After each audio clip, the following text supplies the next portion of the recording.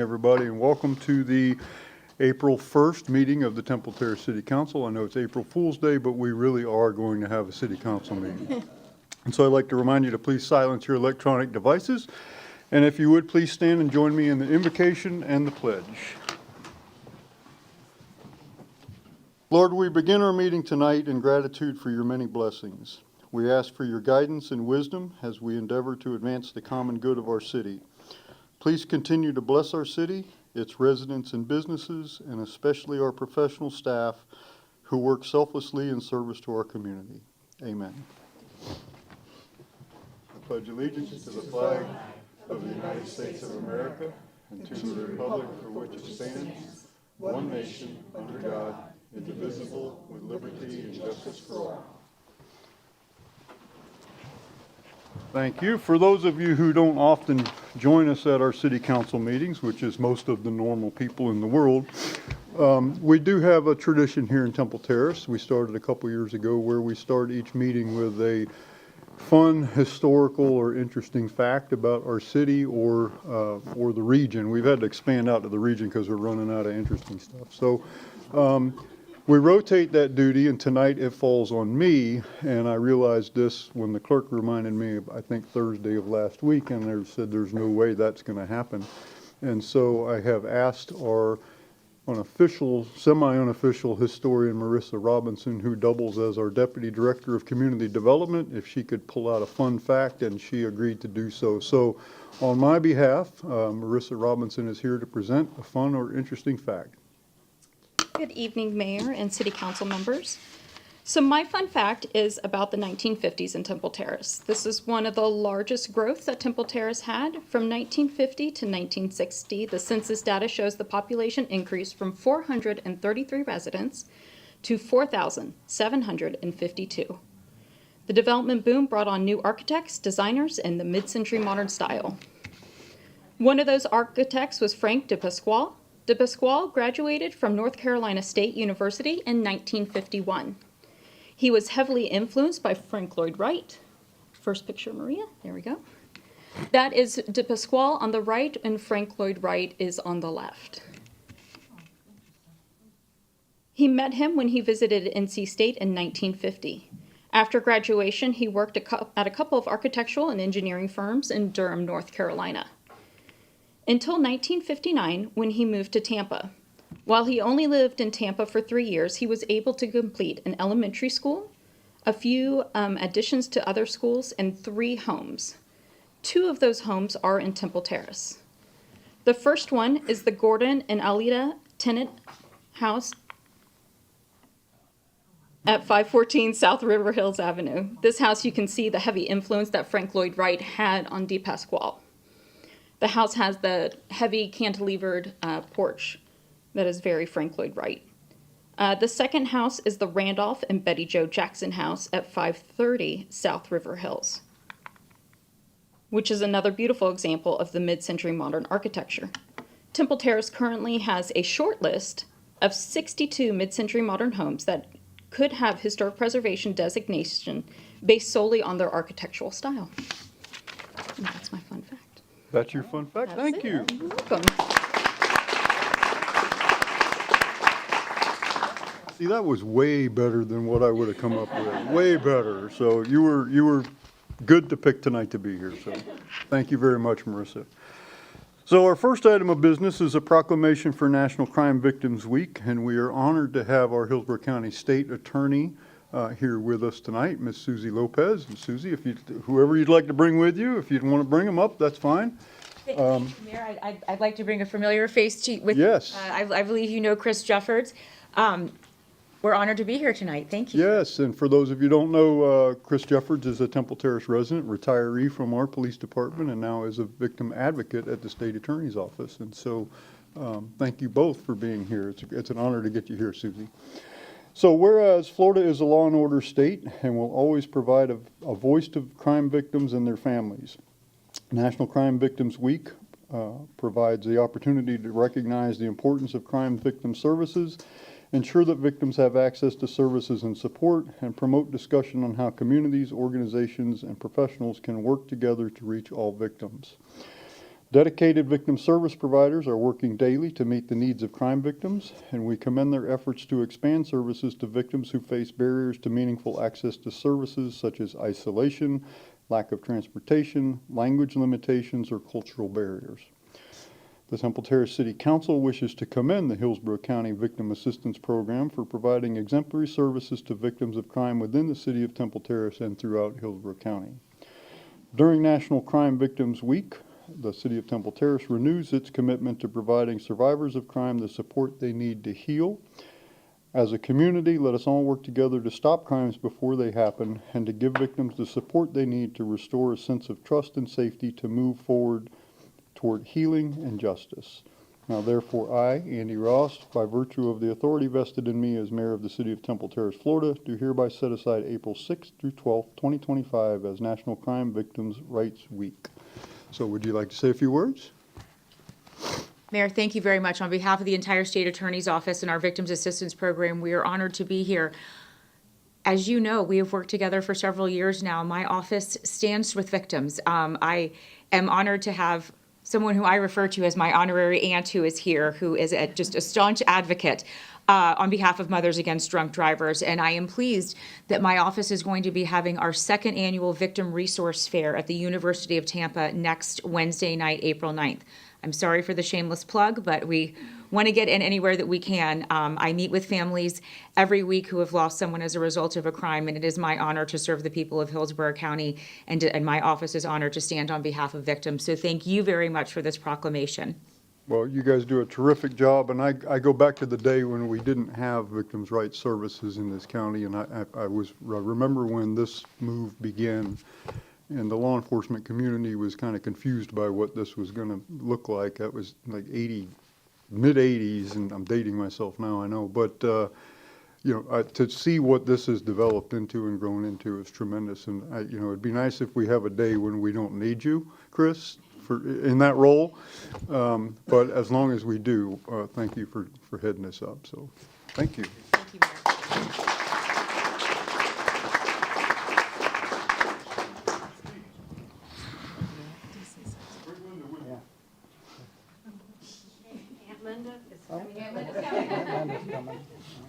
That wasn't a big mystery either you were talking about.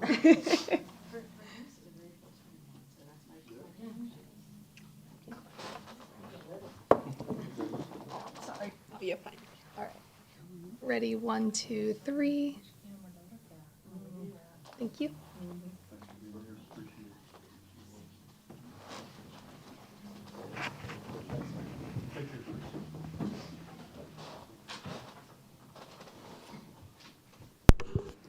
Great.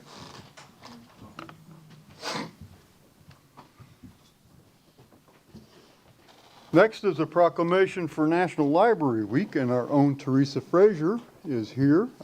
She is the director of the Library Division, for those of you who don't know. And we have some members of the Library Board. Hi.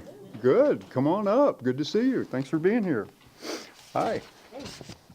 So, whereas libraries have long served as trusted and treasured institutions where people of all ages, interests, and backgrounds can come together and learn, libraries of all types are at the heart of their cities, towns, schools, and campuses. Libraries offer members of the community a welcoming space and opportunities to explore new passions through technology, programs, and services. Libraries strive to develop and maintain programs and collections that are as diverse as the populations they serve. Libraries and librarians work to create an equitable society by providing free access to accurate information. Libraries are a resource for all community members, regardless of race, ethnicity, creed, ability, sexual orientation, gender identity, socioeconomic status, by offering services and educational programming that transforms the lives and strengthens communities. Now, therefore, I, Andy Ross, by virtue of the authority vested in me as mayor of the city of Temple Terrace, Florida, do hereby proclaim April 6th through 12th, 2025 as National Library Week. And would you ladies like to say a few words? Mr. Mayor, City Council, as always, I'd like to invite any of you to stop by and take an hour shift on the front desk with us. If you really want to experience the library, we'll let you know when a good time is. Now, if you ask someone why they think libraries are important, you're likely to get several answers. But the top 5 we found was they promote literacy, they provide free access to information and resources, they foster community engagement, preserve history and culture, and they serve as vital learning centers and community hubs. And I know if you've been watching the news lately, yesterday we had a bit of a shock when we learned that the Institute of Museum and Library Services laid off their staff and are talking about potential cuts. We don't know what that'll mean for us in the future, but we're going to do our job and we're going to do to the best of our ability. And we think that we'll make it through, Thank you. as always. Fraser, it's Yep, last year, I just give you a couple statistics, which I know you love. We had 30,818 internet users in the library. We circulated 334,018 items. This includes the physical items, but also digital items. We have currently 60,804 library card holders that say Temple Terrace on them. And our collection is currently at 102,099 items. wow.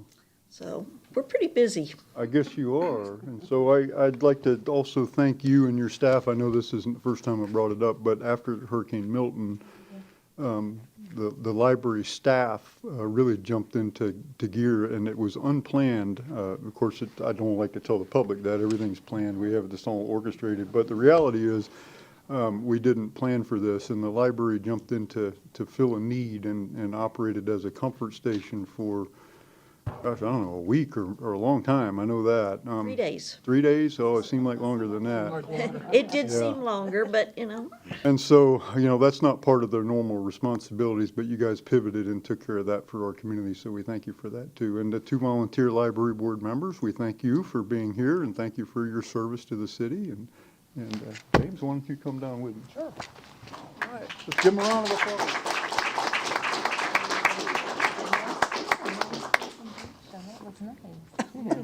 you sound surprised. I am surprised. All right, we have to get up here for a picture, so come on, everybody up. Here, you gotta be in the middle. Thank you.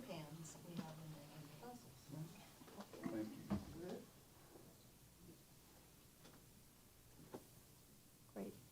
Thank you. Thanks for what you do. Appreciate it. Thank you.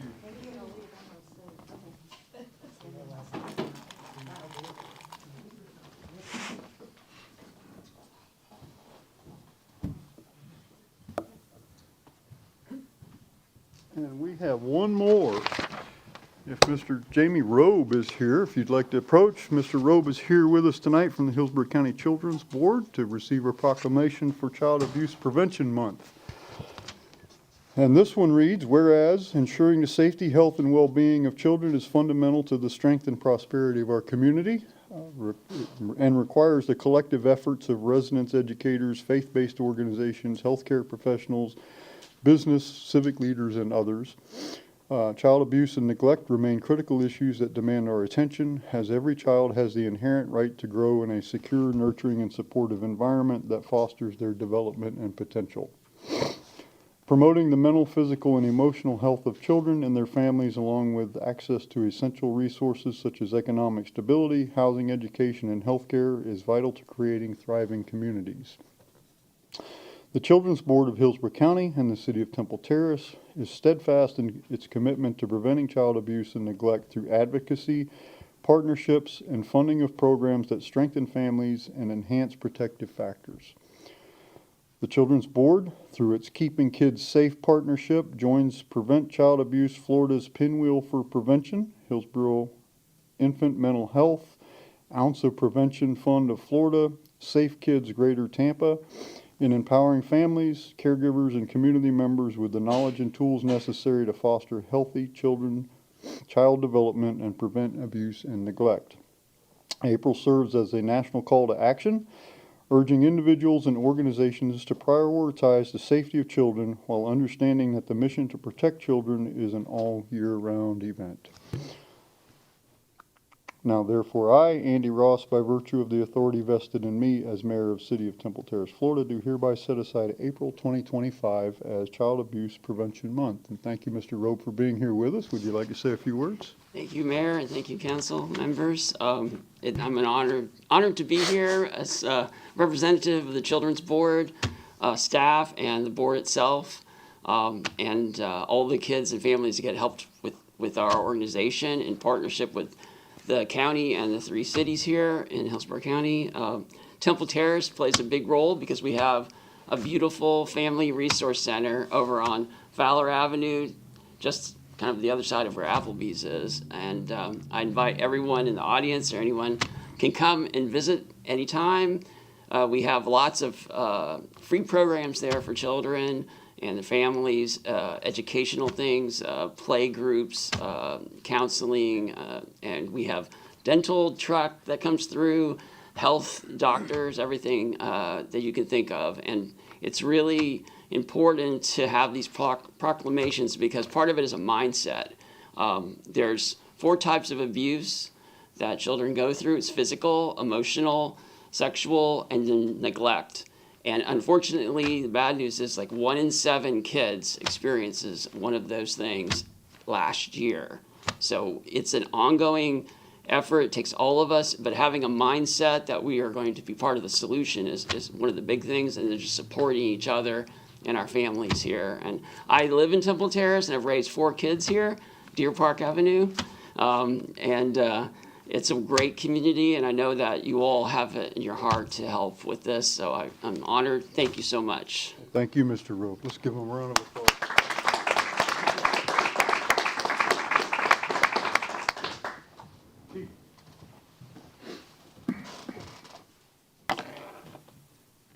I think he makes good pictures. Yeah. I haven't met the new chief, too. Chief, let's get on the other side. We'll put Mr. Robe in. There we go. You're the center of the day. Thank you. Thanks for being here. I appreciate you coming out.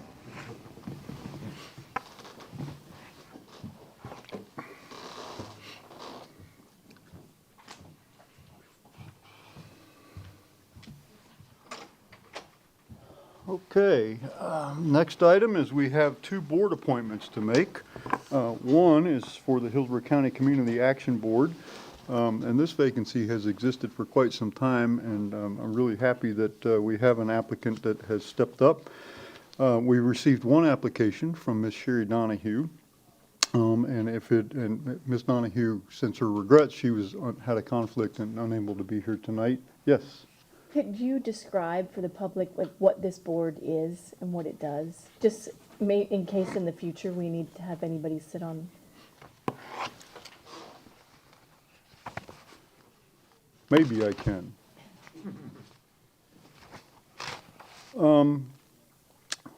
Not exactly, no I can't, but I do know in general terms what it is, and that is it works with, this is a county board that we have a representative on, and this board makes advisory recommendations to the Board of County Commissioners about where certain fundings go. Like in Temple Terrace, we are the recipients of some of that funding, particularly at the Lightfoot Center. We have senior programs. We have at least 1 food bank at Corpus Christi here in the city. I think we have more than 1. We have some are embedded in schools. So this board makes recommendations about how to spend some of the funding streams that come into the county via the state or federal government.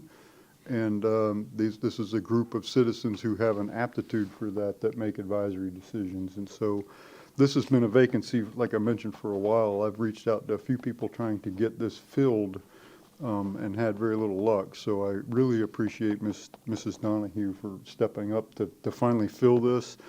And just for the Temple Terrace residents in attendance, it's very important that, particularly for these Hillsborough County boards where we have an appointed representative, it's very important that we fill those. The county really, you know, when they create these boards and they give the city a seat at the table, they really don't like it when that seat remains vacant. So, you know, just mention that to you if you'd like to serve, and keep an eye on our website because we do have vacancy. We have other vacancies currently, so thank you.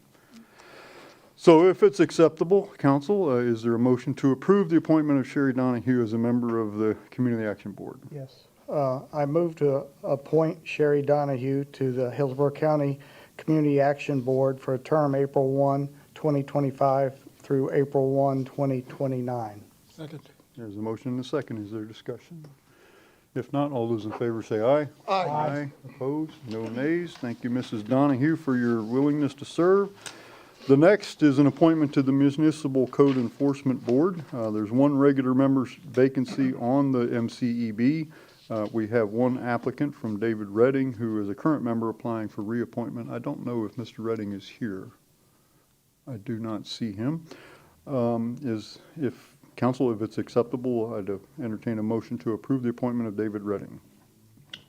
Move to approve David Redding to the Municipal Code Enforcement Board for the term beginning April 1st, 2025 to April 1st, 2028. Second. Motion and second. Is there discussion?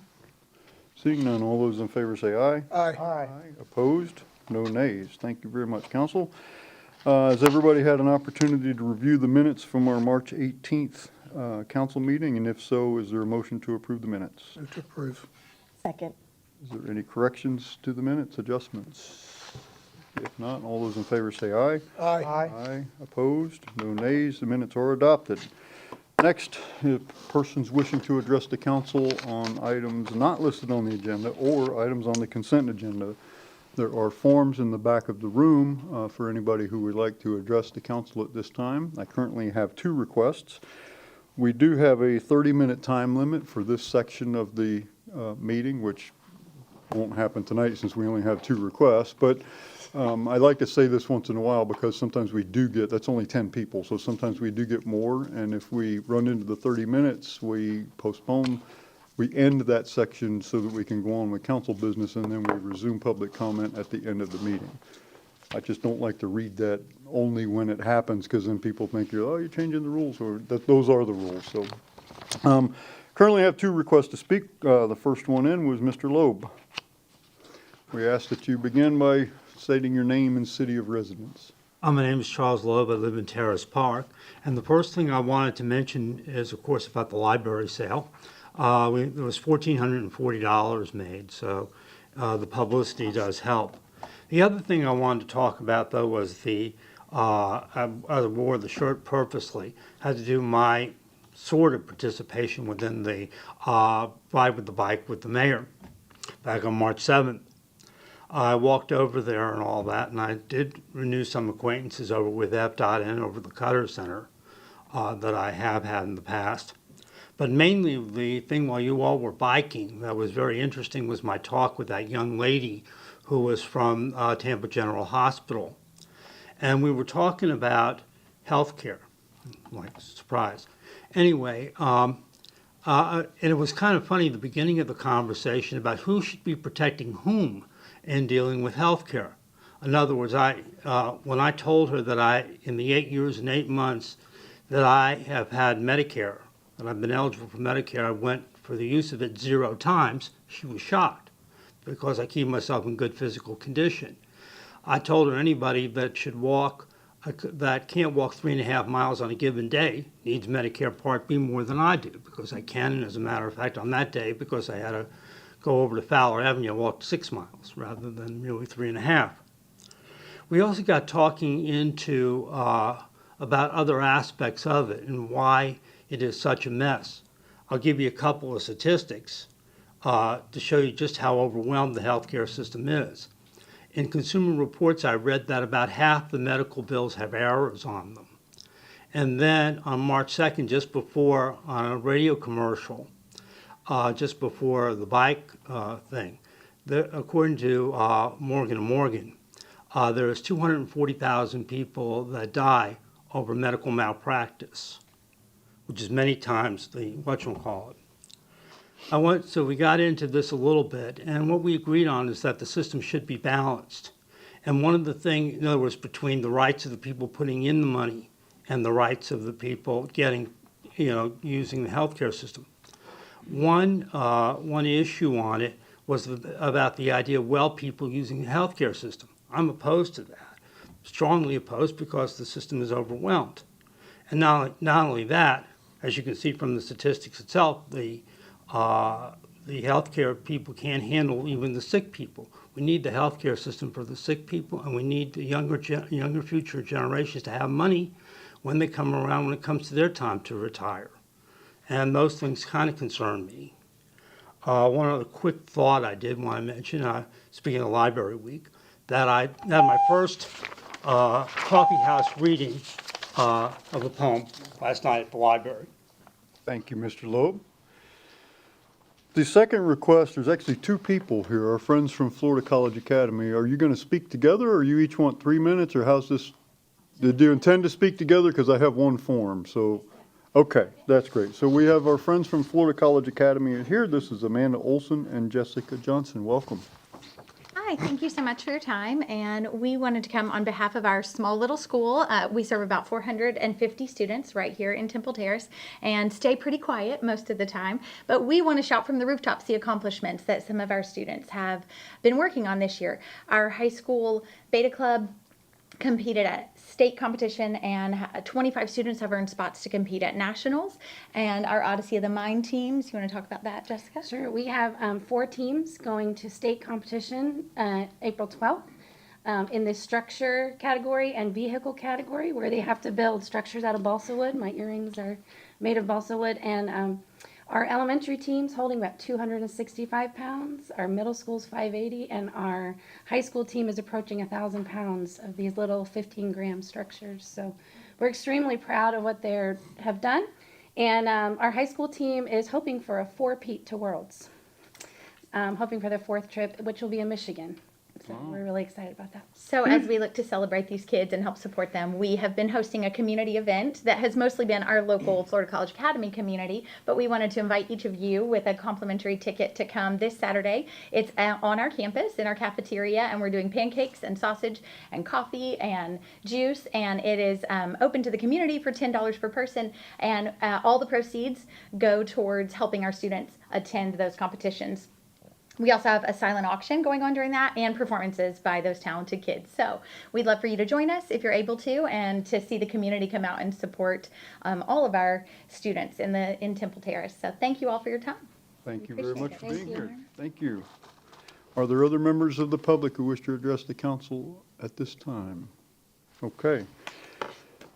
Very good. Seeing none, our next order of business is a resolution approving an extension request for final site plan SPR 22-05.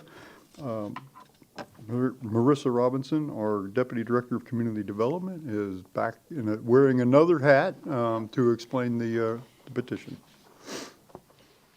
All right, good evening, Mayor and City Council members. Tonight I'm going to bring before you the site plan extension for 2205, which is 8901 Maisland Drive. Staff received an extension request on March 4th, 2025. The site plan was approved on March 7th, 2023 under Resolution 3223. Applicant is requesting a 1-year extension of time to develop the property at 8901 Maisland Drive, as previously approved without modifications. Applicant advised that the delay was due to finance challenges, and interior build-out design. According to the City Code, if the original site plan is approved by City Council, an extension also is subject to City Council approval. Here is the aerial of the property. It is located at the intersection of Maisland Drive and Professional Place in the 301 Industrial Park. It is currently vacant and zoned light industrial with the future land use of industrial.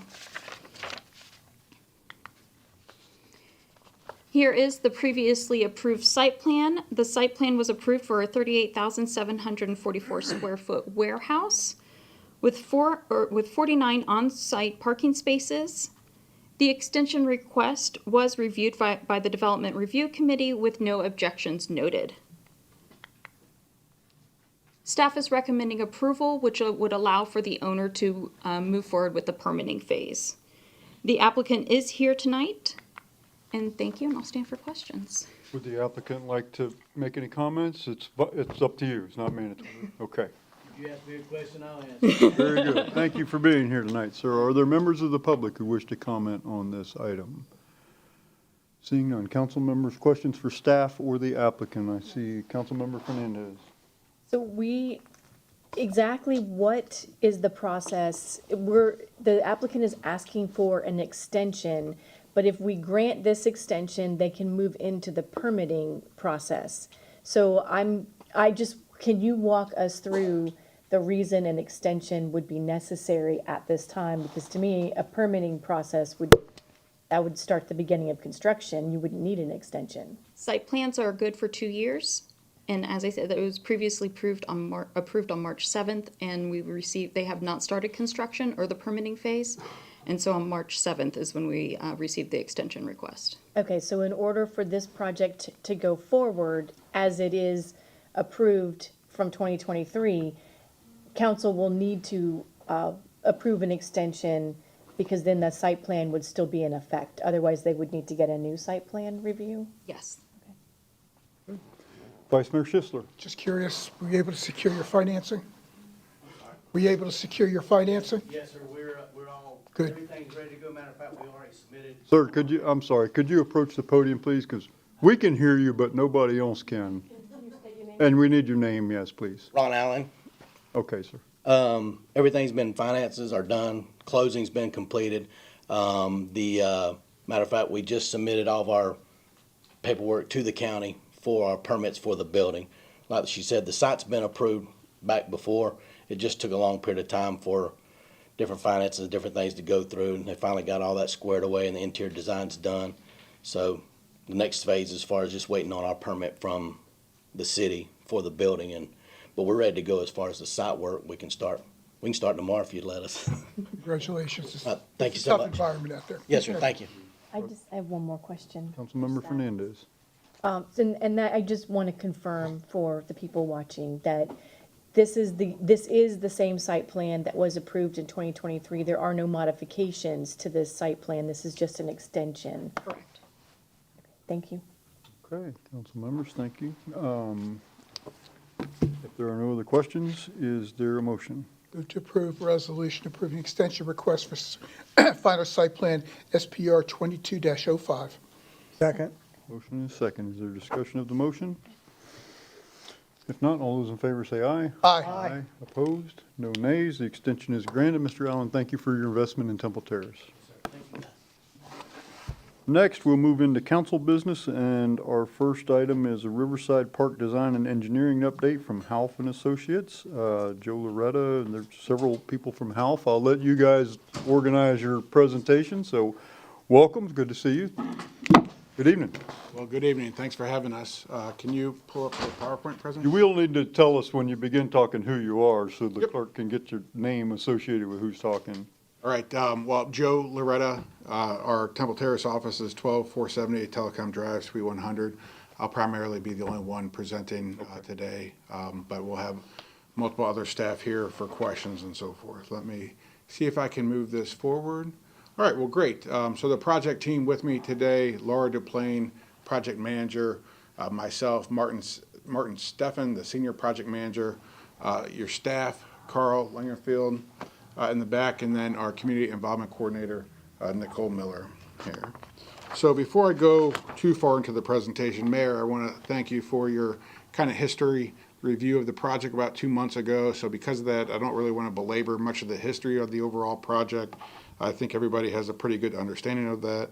And I do have an overall 30-slide presentation or so forth, but at the same time, glad for this to be interactive. If anybody has any questions or so on and so forth, please don't hesitate to reach out and discuss through the process. The goal that we're going to be presenting today is an update of the conceptual site plan from where we were before to where we are today.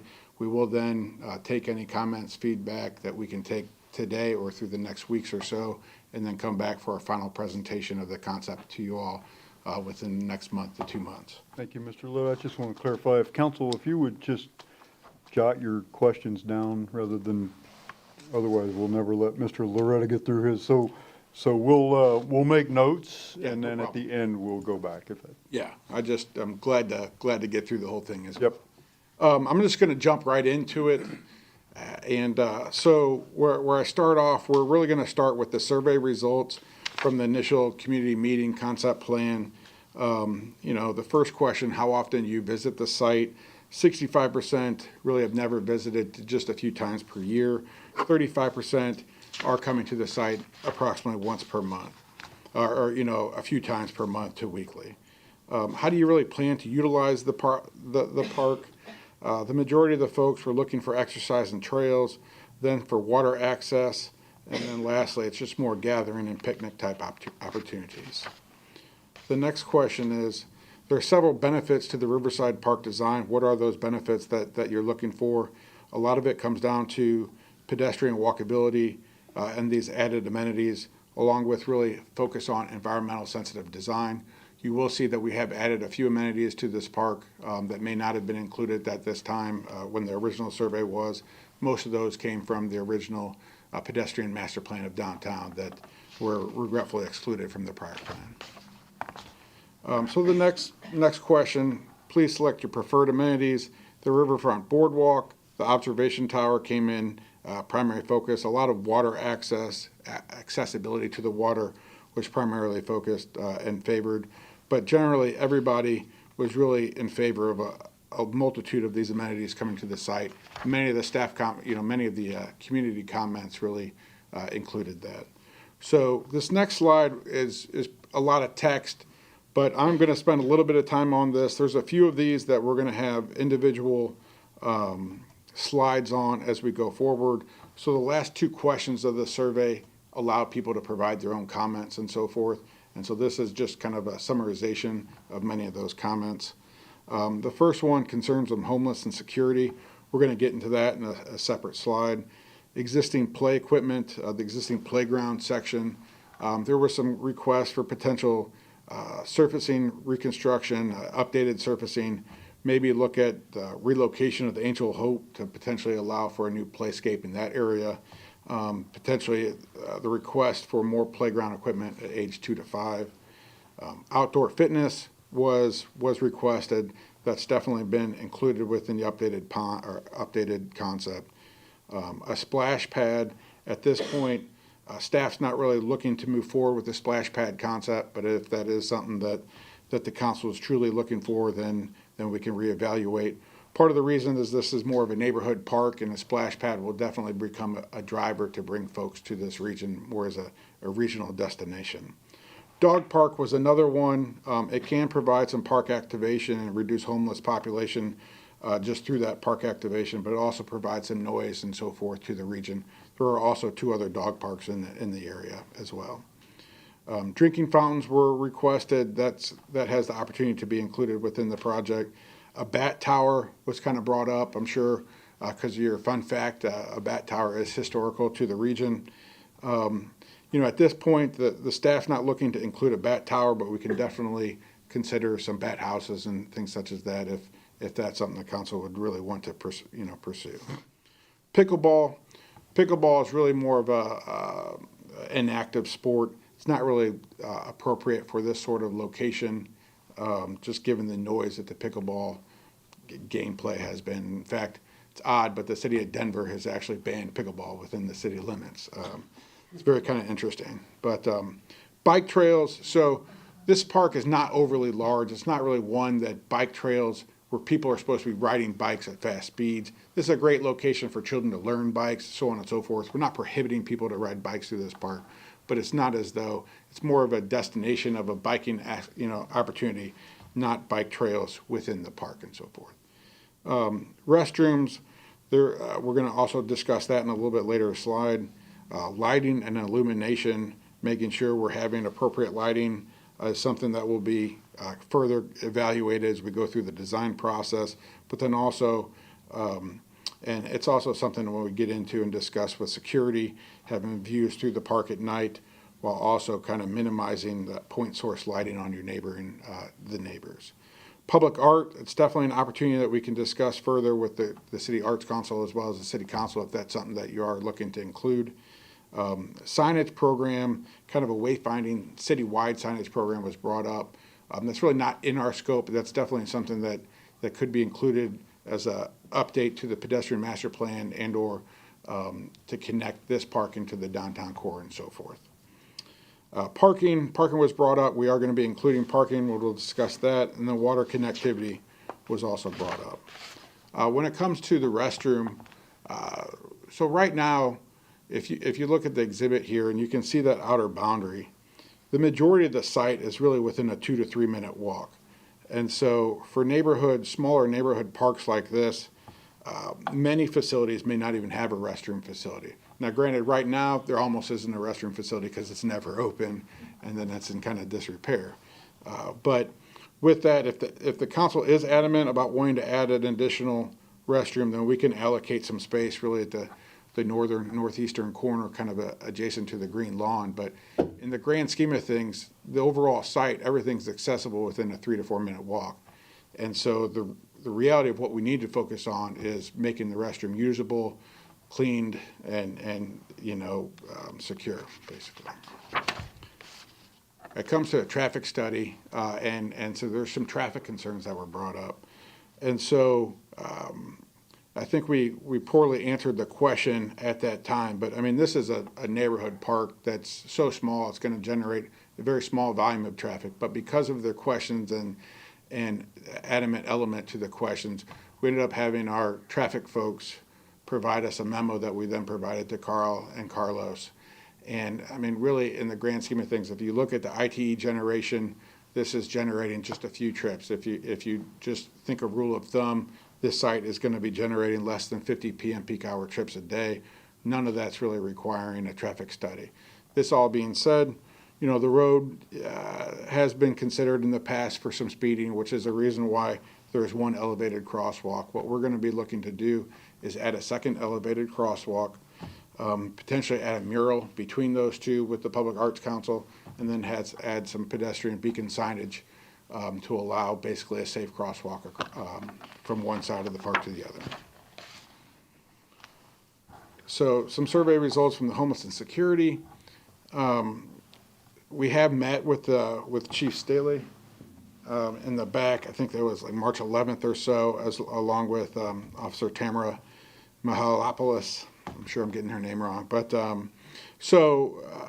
we're going to focus on a few different elements to the design, and assuming the council is on board and it makes sense, we're going to look at the inclusion of security cameras. It's not really within any other parks, but the police department does have the capabilities to allow for security cameras. We're going to focus on open sight lines and landscaping to make sure that from the road it's lit up at night to a certain level that people can see through all the way through the park, that allows for comfortable policing of it at nighttime. We're going to allow for call boxes as an emergency type call box. Not sure it's really necessary at a small park like this, but it's something that we can consider. And then, the opportunity for existing restroom upgrades. I think as we get into this is something that we're glad to take any comments into the future. Part of the architectural style as it exists includes some red terracotta roofing, or red colored, terracotta colored roofing, and a little bit of Spanish style architecture. It's pretty dated in certain realms, but we are showing maintaining some of the terracotta red roofing, but turning it into a metal roofing, maybe adding some brick veneer across the base and cleaning up the stucco, cleaning up the doors, restroom fixtures inside, and so forth. But glad to take any comments or thoughts that you all have, as well as, just primary focus on that. One of the elements that I want to make sure I reassure is right now we're going to be coming back for an updated final concept plan. So the plan in no way, shape, or form is 100% complete. We're still open to ideas and consideration. This next slide, there were some concerns on trees. Right now there's around 200 canopy trees, maybe 35 palms, 4 understory trees. There's a good bit. We're really looking at removing just one 14-inch laurel oak, which was deemed to be in poor health by the city arborist, along with, let's say, 4 palm trees and then 3 golden rain trees, which are arguable on if they're more noxious than weed type trees. I don't mind them, but the city arborist is not a fan of them as well. And so that's what we're looking to remove under the current site plan. We have the opportunity to install and include another 39 new trees beyond, could be canopy, flowering trees, a wide variety. So at the end of the day, it's my envisionment that the overall canopy for this site will be greater enhanced in the after condition than what it is today. So this is just a sketch looking kind of northwest into the site with the grand lawn at this, the grand lawn kind of in the foreground, the pond at the top right, and you can see some of the boardwalks and so forth coming out into the river. This next is a sketch from the south looking north, more focusing on kind of the overlook and some of the boardwalk access and activity. We've got a pretty detailed site plan. I'm not going to speak on this slide right here, as what we're going to do is blow up 4 different sections of the overall project, and I'll speak in detail on those so we can get a little bit more into what's going on in the site plan. So the first section is Springdale Pond, Stormwater Pond. One of the things I want to talk about was also brought up, or some questions on, hey, can we just like make this pond look like a water retention pond, more of a clean pond? And I mean, the answer is yes, we can, but the reality is it was previously permitted, I don't know, within the last 10, 15 years, I forget when, but to be made and permitted to mitigate for wetlands elsewhere, wetland mitigation elsewhere. It was built to become kind of a wetland and look generally as it does today. So with that, if we were to try to turn it back into a legitimate just water pond, then we'd have to add additional mitigation elsewhere and or pay into the mitigation bank to accomplish that. So that's something that can be done, but really originally it was designed and built to look kind of the way it does.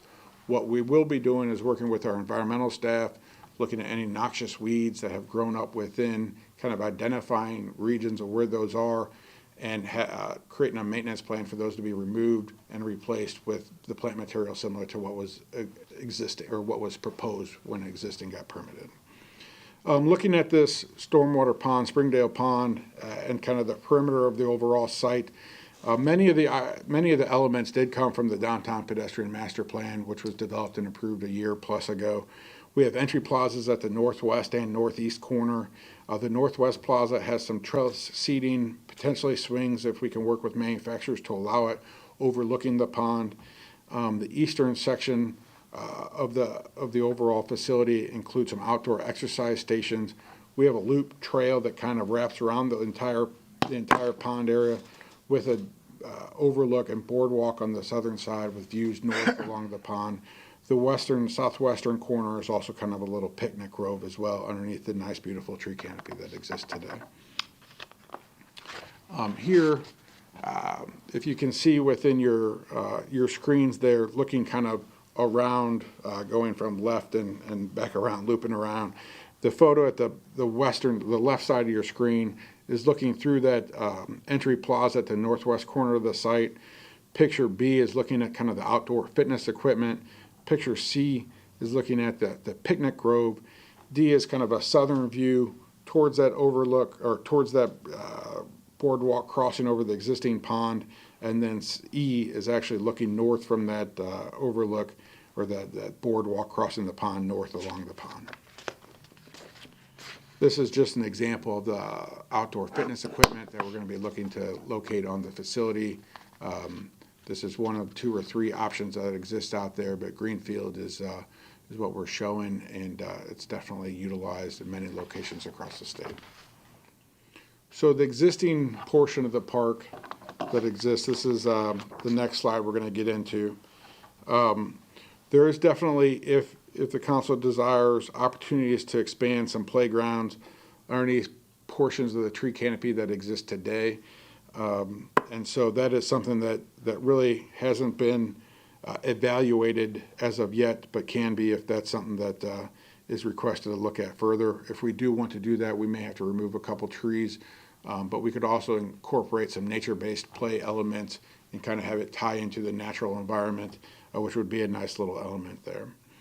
Kind of going around this overall project, we've got 2 new pedestrian crossings from east to west, from the existing park facility to what I guess we'll call the new park facility, the open lawn portion. And the first one on the left, letter H, that actual crossing has been shifted south off the road to avoid a nice 42-inch live oak at that kind of northeastern portion of the kind of, let's say, ditch and roadway. So that way we can look to maintain that 42-inch live oak and help within that section. Let's see here, going around, we have a boardwalk that's running down the full east side of the ditch out to kind of the boardwalk along the waterfront. The boardwalk along the waterfront will allow for a kayak vendor to be able to situate out there. Carl has been working with a kayak vendor or two to discuss options for that. And then it continues out to a fishing pier, fishing dock, which there was some discussion on fishing dock, some positive, some negative within the review. In the end, you're going to have a landing platform to get to a kayak launch. So at minimum, we wanted a little bit larger than just the boardwalk itself, just so you could have views. And so if the fishing dock wants to be reduced, then that can. Here we also include that overlook tower that's been discussed.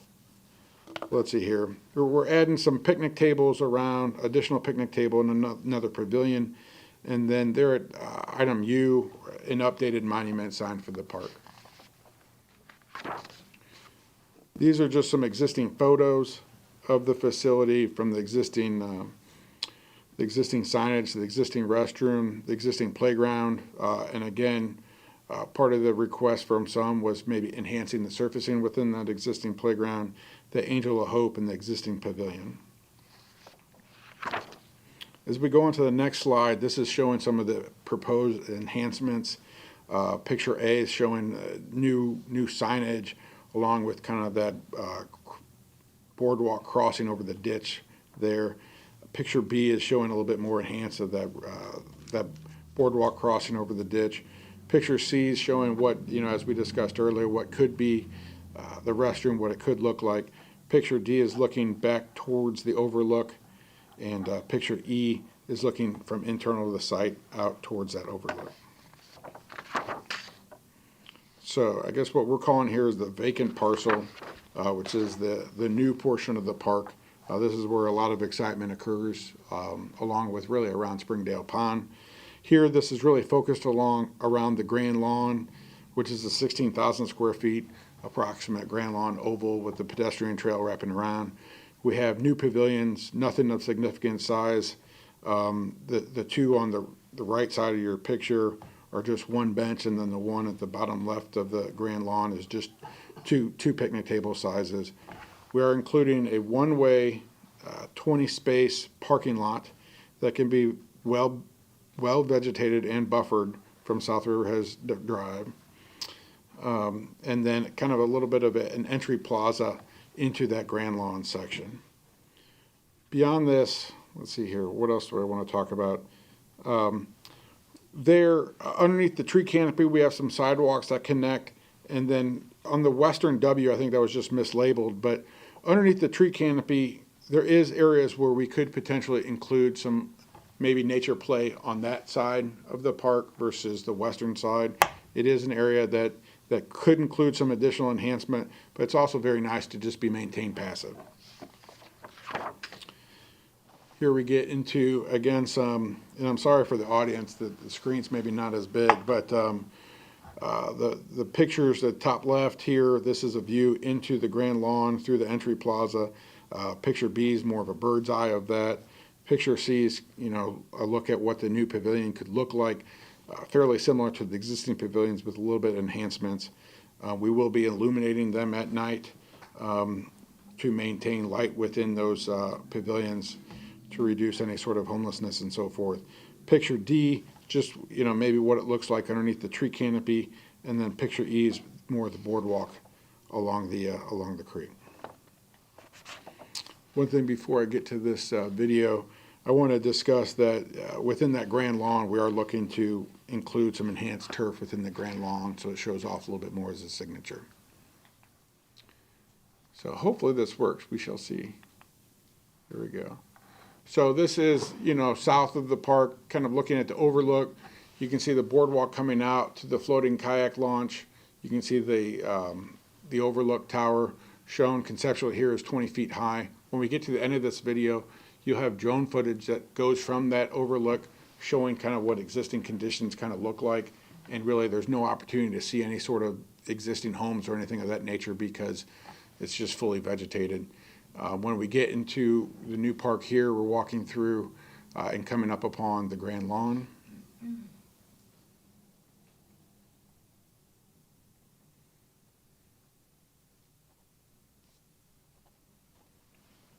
Showing off a little bit of the entry plaza and the parking lot, pavilion. You can see that pavilion showed 2 picnic tables. It's nothing of significant size there.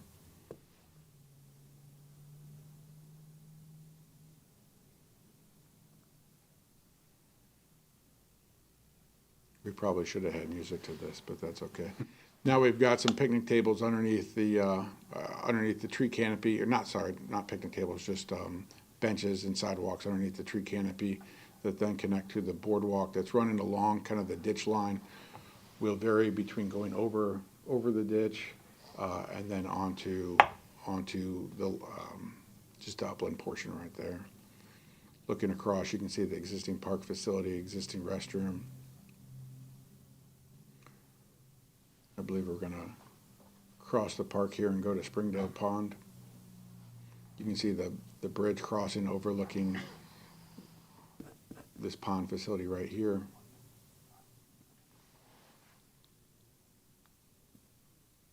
This is one of the pedestrian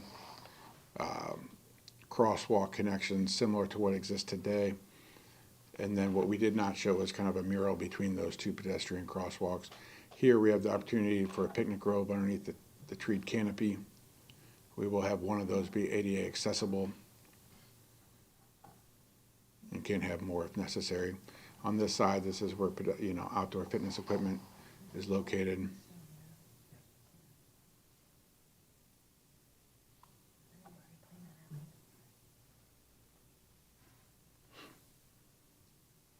We should probably speed this up for the final presentation here for y'all. But it's a nice little video. Entry plaza. We're going to come into this northwest quadrant showing off some trellis features and some benching overlooking the pond. Kind of a beautiful view from the northwest corner.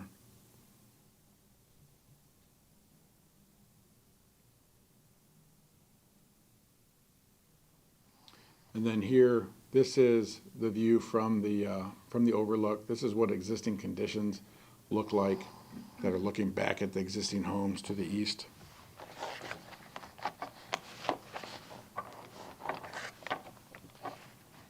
And so that's going to be the view from the overlook. This is just more of the rendered view. So at this point, we have not made any determinations on site furnishings. Wanted to show a couple options, more recycled plastic with benching, or recycled plastic bench with metal, more metal bench or all wood.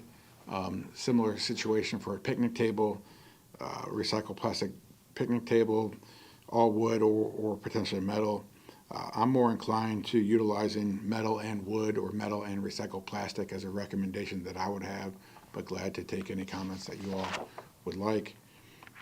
Then we get into the boardwalk, and we didn't, there's maybe 6 different options for the boardwalk surfacing and railings. We're going to focus kind of on 3, just straight treated pine wood, and so that's going to be the least cost effective, or the least costly right off the bat, but then as we get into it, it's going to definitely be the most maintenance over time. And what we do have is opportunities to look at 2 different options. One is kind of a HDPE, which is really a structural based, let's say Trex material. So Trex is a HDPE, just not structural. And then another option is a semi-affordable hardwood. And this is, I'm going to pass this around. I think this is my preferred option if the council is open to that thought process. But basically, in looking at the overall, when we get through the railings on this next slide, if we do go the option of either the HDPE or the hardwood on the surfacing as well as on the railings, it's going to be about a $400 to $500 upcharge of the $500,000 upcharge of the overall project in a costing perspective.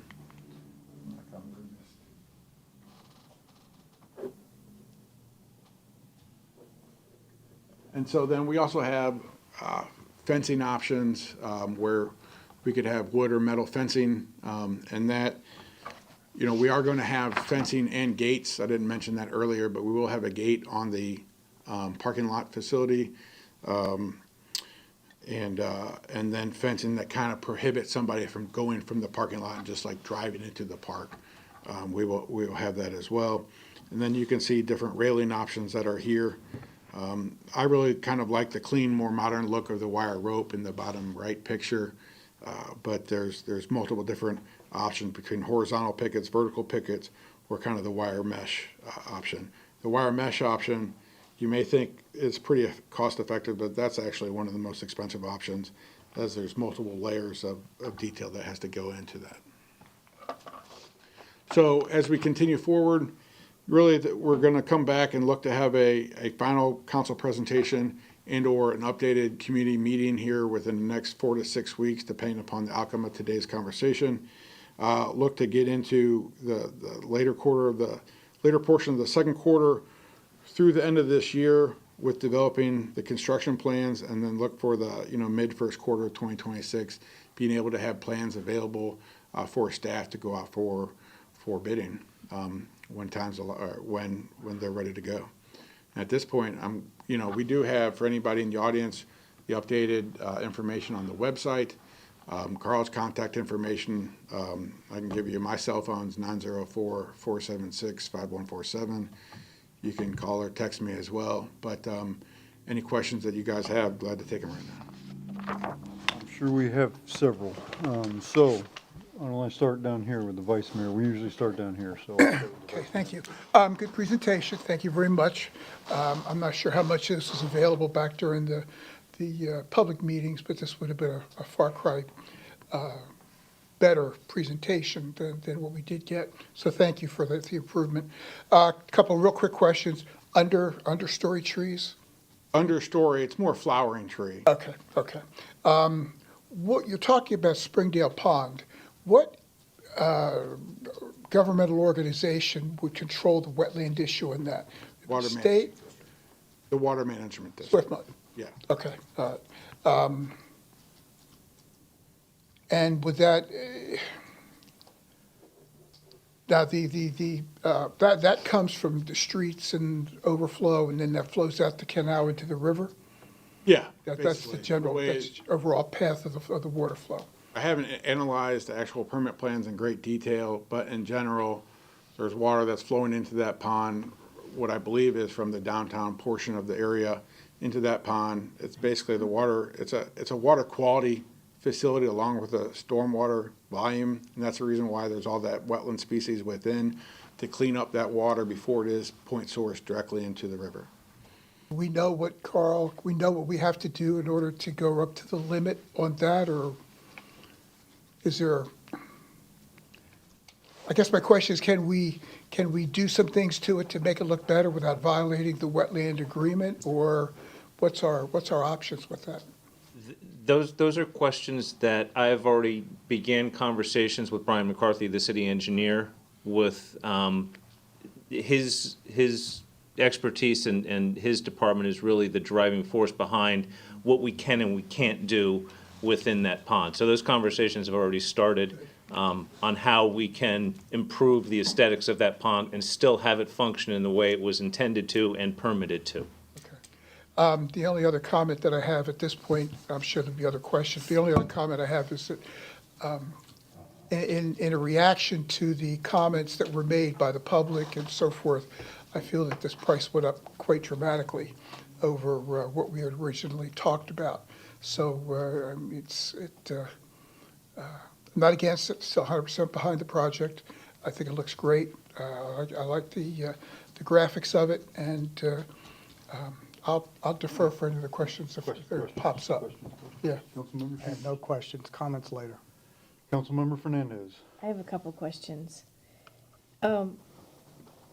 With regard to the walkability, when we look at that space, we've been looking at it as a whole from the downtown area to walk through what is now a retention pond, but to make it more aesthetically pleasing and then connect all of that in a cohesive fashion to the park. So is that part of your design process?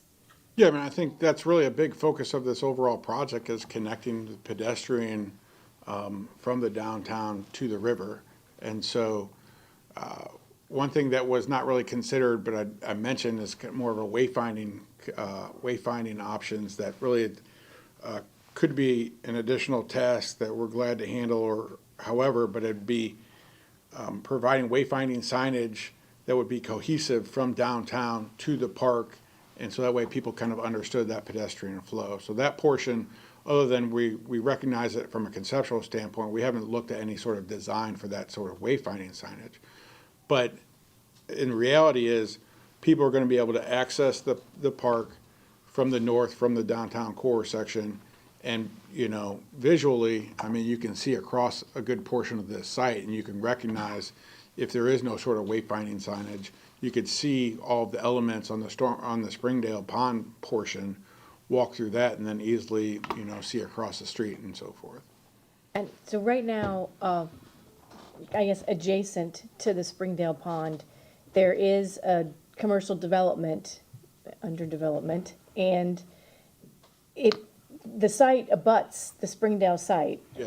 Will there be an actual barrier between those, or will there be an opportunity for that commercial development? I'm asking because if I were a restaurant going into that commercial development, if it gets developed, to be open onto some open space, even if it's just a sight line, is more appealing than looking at a fence.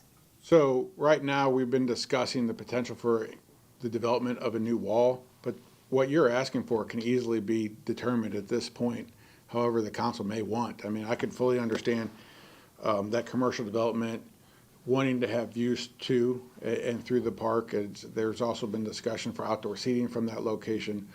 Carlos and the city are going to be putting out for an RFP the parcel just to the south, which would be for potential acquisition, which is the southwest corner of that pond as well. And so all of this would be really ideally accessed and viewed from those locations. So we can put up a wall if that's a request, or we could maintain that open. I think the city manager has some input on this question too. Mr. Bia? Thank you, Mr. Mayor, members of council. So I think that you're speaking about Enigma? Yes. So the developer of Enigma has had a request about being able to take down the wall. The concern that myself and the team have is that there's a parking lot basically behind Enigma. It's not as if the restaurant is right up against the wall. So what you would be doing, if you take down that wall, you would now have headlights going into the homes that are along Springdale Place. That I don't think anybody really had a vision that would be what would be created there. And also there have been, as we know, that project has been somewhat of a struggle. And so our philosophy right now is to keep the wall where it is. I think we could contemplate, if the council so wished, there might be some openings and things like that we could consider. But I think that wall will need to be repaired and replaced, but there's some attractive materials out there, whether it be a wall or some type of fencing that would look more appealing.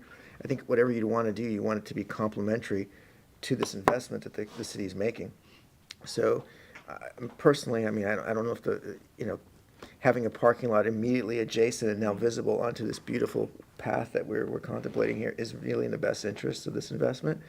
In the city's property to the south, which is what Mr. Loretta was just referencing at 8447, that's still a clean slate. Like, there's still some opportunities there for whatever development comes that could maybe make a more appropriate connection to that park space. So again, things to consider, but right now, at this moment, we are not recommending that the wall come down and be taken out. Okay, and I just have a couple more questions. Okay. You spoke about nature play in the newer area of the park. So I'm actually very in favor of that type of addition where it's interactive, but not very busily interactive. Yeah, I mean, I'm not talking about zip lines or anything of that nature, but it'd just be more, it could be opportunities for ground level, pretty simple play materials within the grass, within the turf area. We can make it more formalized. If that's something that you would like us to look at, we can come back with more, more design or thought on that process.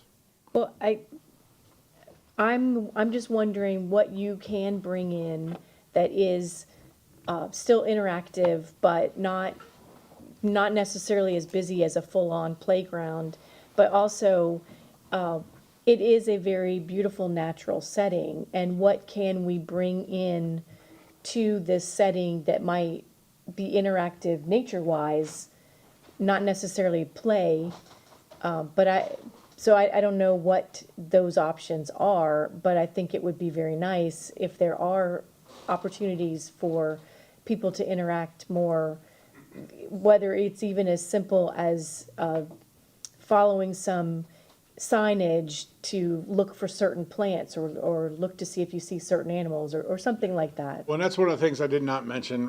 We are preparing or planning to have some not interactive, but more informational signage wrapping around Springdale Pond that'll include things such as the bird life that exists within the area, the wetland species, more identification of that stuff, and we can bring that across where the ditch is and talk a little bit of the hydrology if we'd like for the region as well. I don't know if that's fully interactive, but we're glad to look at some ideas on what that, what this interactive element could be. I mean, I could see, it's not, again, a playscape, but, we could come out and put a large, boulder in the ground and figure out how to make sure that it's meeting the appropriate size so that way children could climb on it or folks could climb on it without it having a fall zone issue. There's all sorts of things that we could look at. It just really wasn't originally envisioned in the scope or anything of that nature, but it came up as a comment, so I wanted to bring it up. Okay, then I just have one more question, and that has to do with the kayak access and the potential for other watercraft access. So one is, do we think that kayak space is actually large enough for the potential use? And then the other question is, and I don't know if this site is appropriate, but I know that in terms of the river itself in that area, it seems very appropriate for crewing. And I don't know if this area would be appropriate for people to be able to access with their crew boats, because that is becoming a much more popular sport. Yeah, I mean, this is not a facility that's built for multiple people to come in and out of, in a moments by moments basis. So I would go to crewing as, you may have multiple different groups and teams coming out and, 4 to 6 people or even a 2-person crew boat. And it just, the crew typical vessel is going to be larger, things such as that. Here, you will have a pretty decent walk from the parking lot to get down to this location, and or you'll be able to utilize the vendor and go out from there. What we've done is, so the water fluctuates, and it's a little concerning on the water fluctuation, but what we've done is there is a defined canal in which is going up to the ditch, and that generally stays wet all the time, looking at historical aerials and so forth. And so we've located a floating dock platform, which, in my professional opinion, is appropriately sized for 2-3 people to be able to go out there, have an accessible It could be ADA accessible or just a simple pull-through kayak launch location. I don't have a problem launching a paddleboard in this location, but I know many people do due to the potential threat of alligators and so forth. But so I'm not envisioning anything really other than kayaks, canoes, or paddleboards being utilized in this location. I would say if crew were to be something that, again, it's a long walk. So if crew were to be something that wanted to be focused, the park just, quarter mile, half a mile to the south would be probably more appropriate for that, other than the parking considerations around adjacent to the school, which complicates things down there as well. Thank you. Thank you. Okay, I have a list, but some of it is not questions, it's feedback, so that'll be the next thing we get to, because Yeah. I'm sure my colleagues have some too, but I do have a couple of quick questions. And so, you mentioned shielding the parking lot from the road. You mentioned some landscaping or the parking lot from River Hills, there's like a. Yeah, we've created, I mean, there's basically room between the Becca sidewalk and the right-of-way, and then the right-of-way to the parking lot. We've added a 10-foot buffer, which is what I would say is typical for most commercial places. Sometimes your commercial may only have a 5-foot buffer, but within that 10-foot area, we'll have trees as well as a shrub, shrubs to block views to see specific, I mean, lower shrubs that are gonna block the views of the cars, the bottom portion of the cars. I mean, Okay, if you have so SUVs. that was what I wanted to question you about, and this is kind of trespassing over into a little bit of feedback, but I want to talk about that because I know that that's aesthetically appealing, but I'm not sure, I'd want to talk to the chief about SEPTED, crime Yeah. prevention through environmental design. Well, yeah. Really think you need to be able to see all the way through this without any shielding, and I know people are going to be looking at cars sometimes, but I think So- everybody who drives down River Hills needs to be able to see all the way down to the river. Yeah, so SEPTED principle is really like 30 inches to, like 7 to 8 feet. 7 feet, yeah. And so, in the end, I mean, we can definitely maintain, I think that's smart to just have lower shrubs or Yeah. native grasses. Ground in that cover. section to not be blocking any views. There's no, we're not in any way, shape, or form required to do certain. The other question I had is, I know this is possible, is it advisable? Is there a plan, I'm looking at all three of you, because I know you, but is there a plan to somehow secure the boardwalk at night so that people after hours cannot access the boardwalk and go out to the canoe launch or go out on the tower, is there a plan for that? Because that area, no matter how much we make this visible, that's a long way from from natural surveillance. So at night, people could be on the tower, they could be doing anything. Is there any plan? Yeah, so, from my perspective, staff is gonna be working through a maintenance plan on how they're gonna coordinate the locking of the restroom facilities. Similar elements to that could be incorporated at the boardwalk, So we could definitely, within sections of the boardwalk, maybe not the entire boardwalk, because we still got east-west connections. Yeah. But the boardwalk along the waterfront, the overlook tower. I presume, though, that this is gonna become, favorite location for many people doing a sunset, and so forth. And so I really wouldn't want to recommend shutting it down, until at least an hour after sunset. So that's a question that's a kind of a bit of a quandary, because I agree with you, that sunset. But the section, if you tried to gate off the whole thing, you just jump over the rail. That's not, you can't do Yeah. that. But if you gated off the part where now you gotta go knee deep into the river to jump over the rail, right? Anyway, there's further discussion on that, I think, but that's my question. So that's it for questions. So anybody else have any other questions? Okay, don't go far because I think we're gonna discuss some. I'll sit right here, and if you have any All further, don't right, hesitate. and, very good, and thank you, Mr. Letta. We're gonna have some discussion here, I'm sure. So, started down here with questions, we'll start down here with comments. How's that? Well, I think that it's capturing a lot of what the council and the community have requested. And I'd like to see how well we can engage the community, and especially the people that live around that space. Because I think it's critically important. The other thing is, I do think that while this park space is not intended to be a destination in and of itself, it's still a component of space that we hope attracts people to the area and does become active. So I think we have to be very careful with how much activity we put in the space. But as far as what has been presented so far, I like the concept. Okay. Councilmember Chambers, I think you had a few things. I do, and I want to start off with a brief history of Riverside Park, since that was my project many, many years ago. And I say many years ago, so bear with me, this may get a little long. Do we need to set the timer? Yes, please do. When the city had the charrettes for all that area down there, one of the things was a park down there, but that current Riverside Park was intended to support the condos that were built on the piece of property that we're talking about now.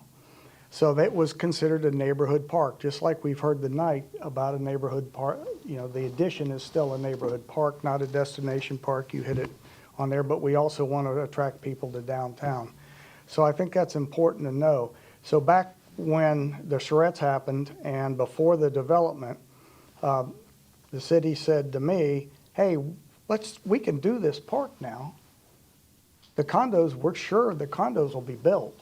So let's do the park first, and it'll be the cornerstone of the development and get it going. So that was 20-something years ago when this park was designed. And it was designed to support the condos there, but also the homes in that neighborhood, because the nearest park to them is Biltmore, and that's way away. So it was designed as a neighborhood park. Of course, it was built, and then immediately we had parking and traffic issues because a new park always attracts people. So that's a brief history of that. So we're adding on to that and improving it. I like all the concepts you have with the new space to fix Springdale Pond. All that is great, will work out good and attract people down there. But we just have to remember that it's still a neighborhood park. It's only going to have 20 spaces. To your comment about crewing, we've talked about crewing many times. River Hills Park is a more appropriate place, but they have their place on the canal now. So, maybe a one-man shell or something, for somebody's exercise, but not as teams and stuff. But anyway, I like all the things that you're planning to do. Mr. Langfeld, thank you for all that work. That's about it, other than, and I know it's a part of our goal setting, but this council and future councils have to be committed to putting the money into maintenance. I was just thinking the requirement on somebody to lock the boardwalk every night, things like that. And it's just going to be a lot of different, more staff costs.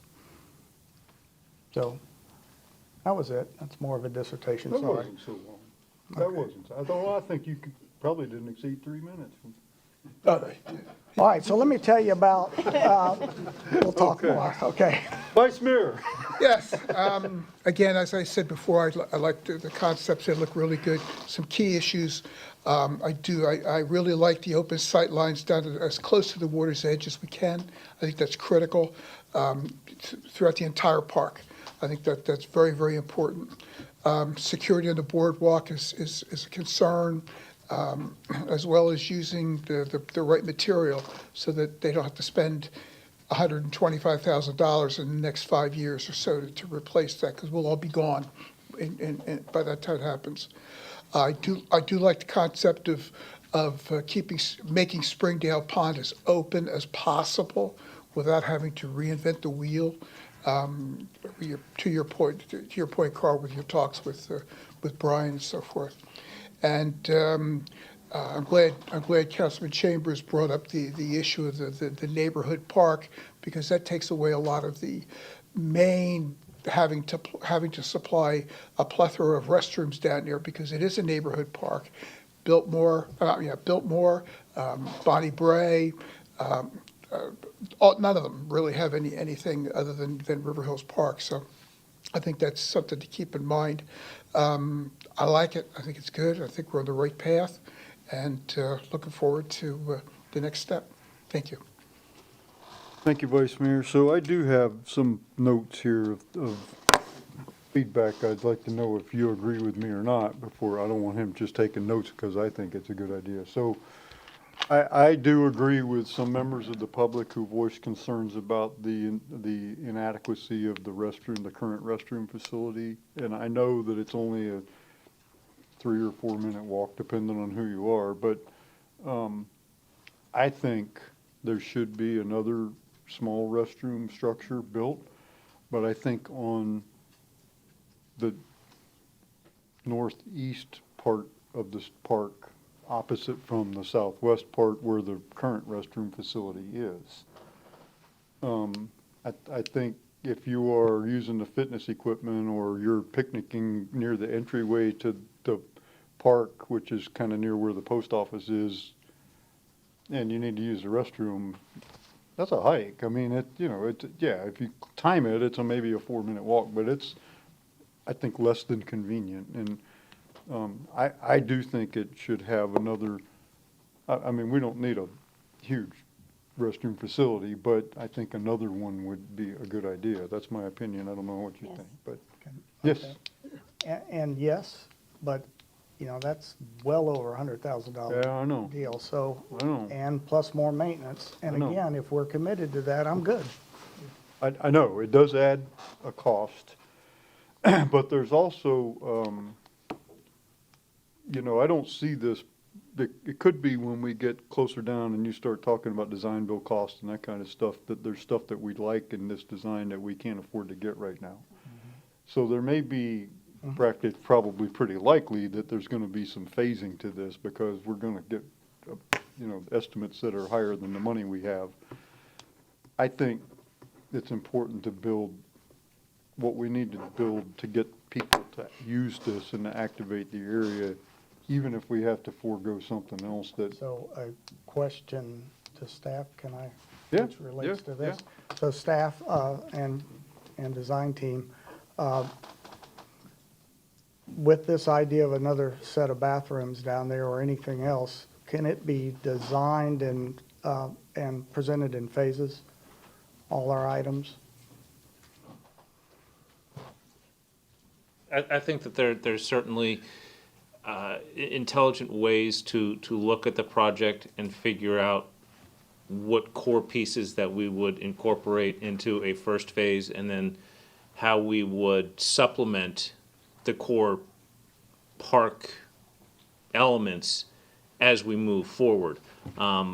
Ideally, we build the whole thing at once, but the finances may not add up to that. But I think if we can lay the foundation and put the park on site from one end to the other, and then in future years, if we have to add an element or a piece to the foundation that we've already built, would be the smart way to phase this. I don't know.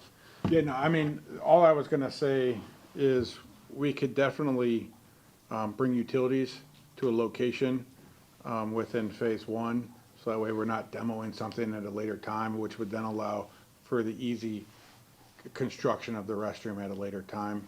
The only element that I will say, the northeast corner of Springdale Pond, I haven't really evaluated that location. It might not be.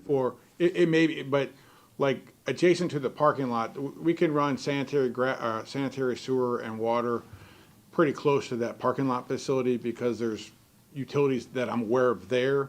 Just on the northern corner of Springdale Pond, off the top of my head, I don't know exactly where the utilities are at that location. So, yeah, that was just an example, but I think we need to incorporate that, even if we have to forego something else to offset the cost of that. So the next thing, and this is, I would think this would happen anyway, I just want to get it on the record to make sure that it does. I know you're talking about 2 raised crosswalks, which are very close together, and then maybe murals on the pavement in between, which sounds cool, I like that. But I would want to make sure before we put 2 raised crosswalks that close together that our public works folks are engaged in this conversation to make sure that that is up, I'd like to make sure we get some feedback from Mr. Warren Felds and his crew over there in that before we just miss it and say, well, the council approved it. I'd like some dialogue with that. My opinion on the call boxes, the little 911 blue phone thing, that's 30-year-old stuff. I don't say there's a perfect thing we could cut, because I don't know when the last time anybody on USF campus has used one of those things. That's perfect cutting edge 1994 technology. Older than that. Yeah, that's, I don't know how you guys feel about it. I don't know that anybody would even know what to do with that anymore. That's just my opinion, and that would save us, probably not enough for a bathhouse, but it'd save us something. Do you agree? Yes. Yeah. Okay. The other thing, and you spoke about this already, so it's not really a question, but I've been down to the pond. I understand how it was permitted, and I knew that before you said it. It's a mitigation pond. I understand it's a functioning stormwater structure, and it's there to filter the water. I understand how that works. But my question would be, and you probably would do this anyway, it sounds like you're already doing it, but I had this conversation with the city manager when we were looking at this, and that is, could the vegetation that's in there, and you kind of alluded to this, I mean, it's pretty gnarly. It looks, I know that's a technical term, but it looks It's accurate. bad. I mean, it's functional, but I've also seen some of those ponds that are permitted the same way and function the same way that don't look like that. They've got cattails or something else in them, that serves the same purpose but looks a little more attractive. And I don't know if there's a potential to do, I understand that we can't make it a water pond, I get that, but there are some rough nature ponds that look pretty good, that don't look so overgrown and unkept. And so that's something I'd like to explore. Oh, by the way, that's a ditch tonight because of an oversight, but by the next meeting, this will be Enchanted Creek or something else. Right, it will not be the ditch. We will have a name for this thing here pretty quick. Mr. Langfield, can you speak to us a little bit about how you envision the kayak and the canoe vendor situation? Because I know in the past when we were first talking about this on a conceptual basis, there was some discussion about, there's even like vending machines for kayaks. And so what do you envision? So just a week or so ago, I had a meeting with a vendor that provides not only canoe and kayak launch rentals, or canoe and kayak rentals, but paddle boards. They do bikes. They do all sorts of stuff. And it's a big firm, and they do this nationwide, where we provide them with a place to put their equipment. A pad, and I've already discussed with them the size of the concrete pad that we would need to install for them to put their equipment in. And they would come with their racks. The firm that I was speaking with, their racks come in stacks of 4, and you can add as many stacks of 4 as you wanted to in order to meet the demand that your facility may have. I think for this facility, if we had 2 stacks of 4, that would be more than sufficient. And we discussed with them the size of the pad that we would need to put that on, and it would fit neatly kind of in that point area where the kayak launch access would be. The equipment would come with each locker, for lack of a better term, in the stack would include a single-person kayak with a paddle and a life jacket and a life vest. The entire process is cellular and solar powered. So other than putting the cage down, there's no power that needs to run to it. There's no phone lines that need to run to it or data connections that need to. It's all completely self-contained. We are responsible for getting the pad there, and once it's in place, They deal with the install.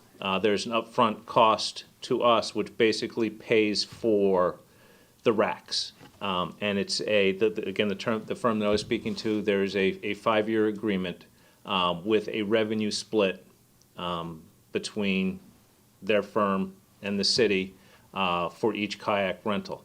The upfront cost to pay for the kayak racks for the 2 racks, for 2 racks of 4, is going to be somewhere around $30,000.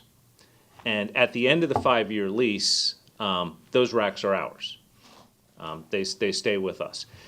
The rental firm would have a staff member or a paid employee in the area who would manage the maintenance of the kayak, the paddles, the life jackets, any damage, any theft, any vandalism, they pay for. They handle it. It's all on them. And then the process, we spoke a little bit about the process, and it's all through an app on a phone where you download the app, you unlock the locker, remove the equipment, go paddling, put it back. It times how long you've been out with it, and then you get charged for that time that you were out with it. Again, their employee comes in and does routine maintenance and checkups on the equipment.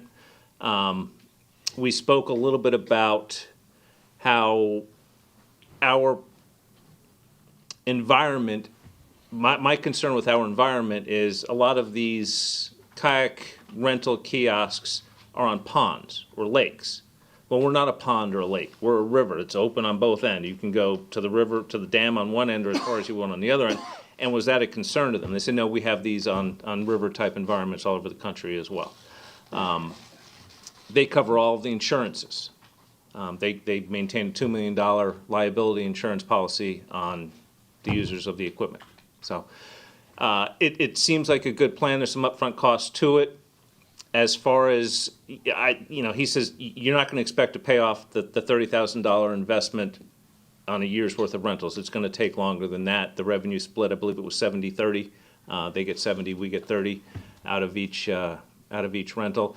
He says they're very popular for sponsorships. So if we could engage with a company like REI and say, hey, would you like to sponsor this? Get people introduced to the outdoors, and now maybe they're going to want to go buy their own kayak from you. I think REI would be a tremendous company to go after and say, hey, would you like to help sponsor this? I hope that it kind of answered your question. That did answer my question. Thank you very much. Can I have a follow-up on that? Yes, Councilmember Chambers. And this facilities, you could certainly bring your own kayak or canoe. Yes, sir. Okay, that's all. Thanks. Okay. That's all I can think of. Is there anything? I'm sure there'll be more in the next iteration. Yeah. Okay. Anything else? Nothing comes to my mind. Oh, Thank you very much, Thank sir. you. Appreciate you guys being here. It looks great.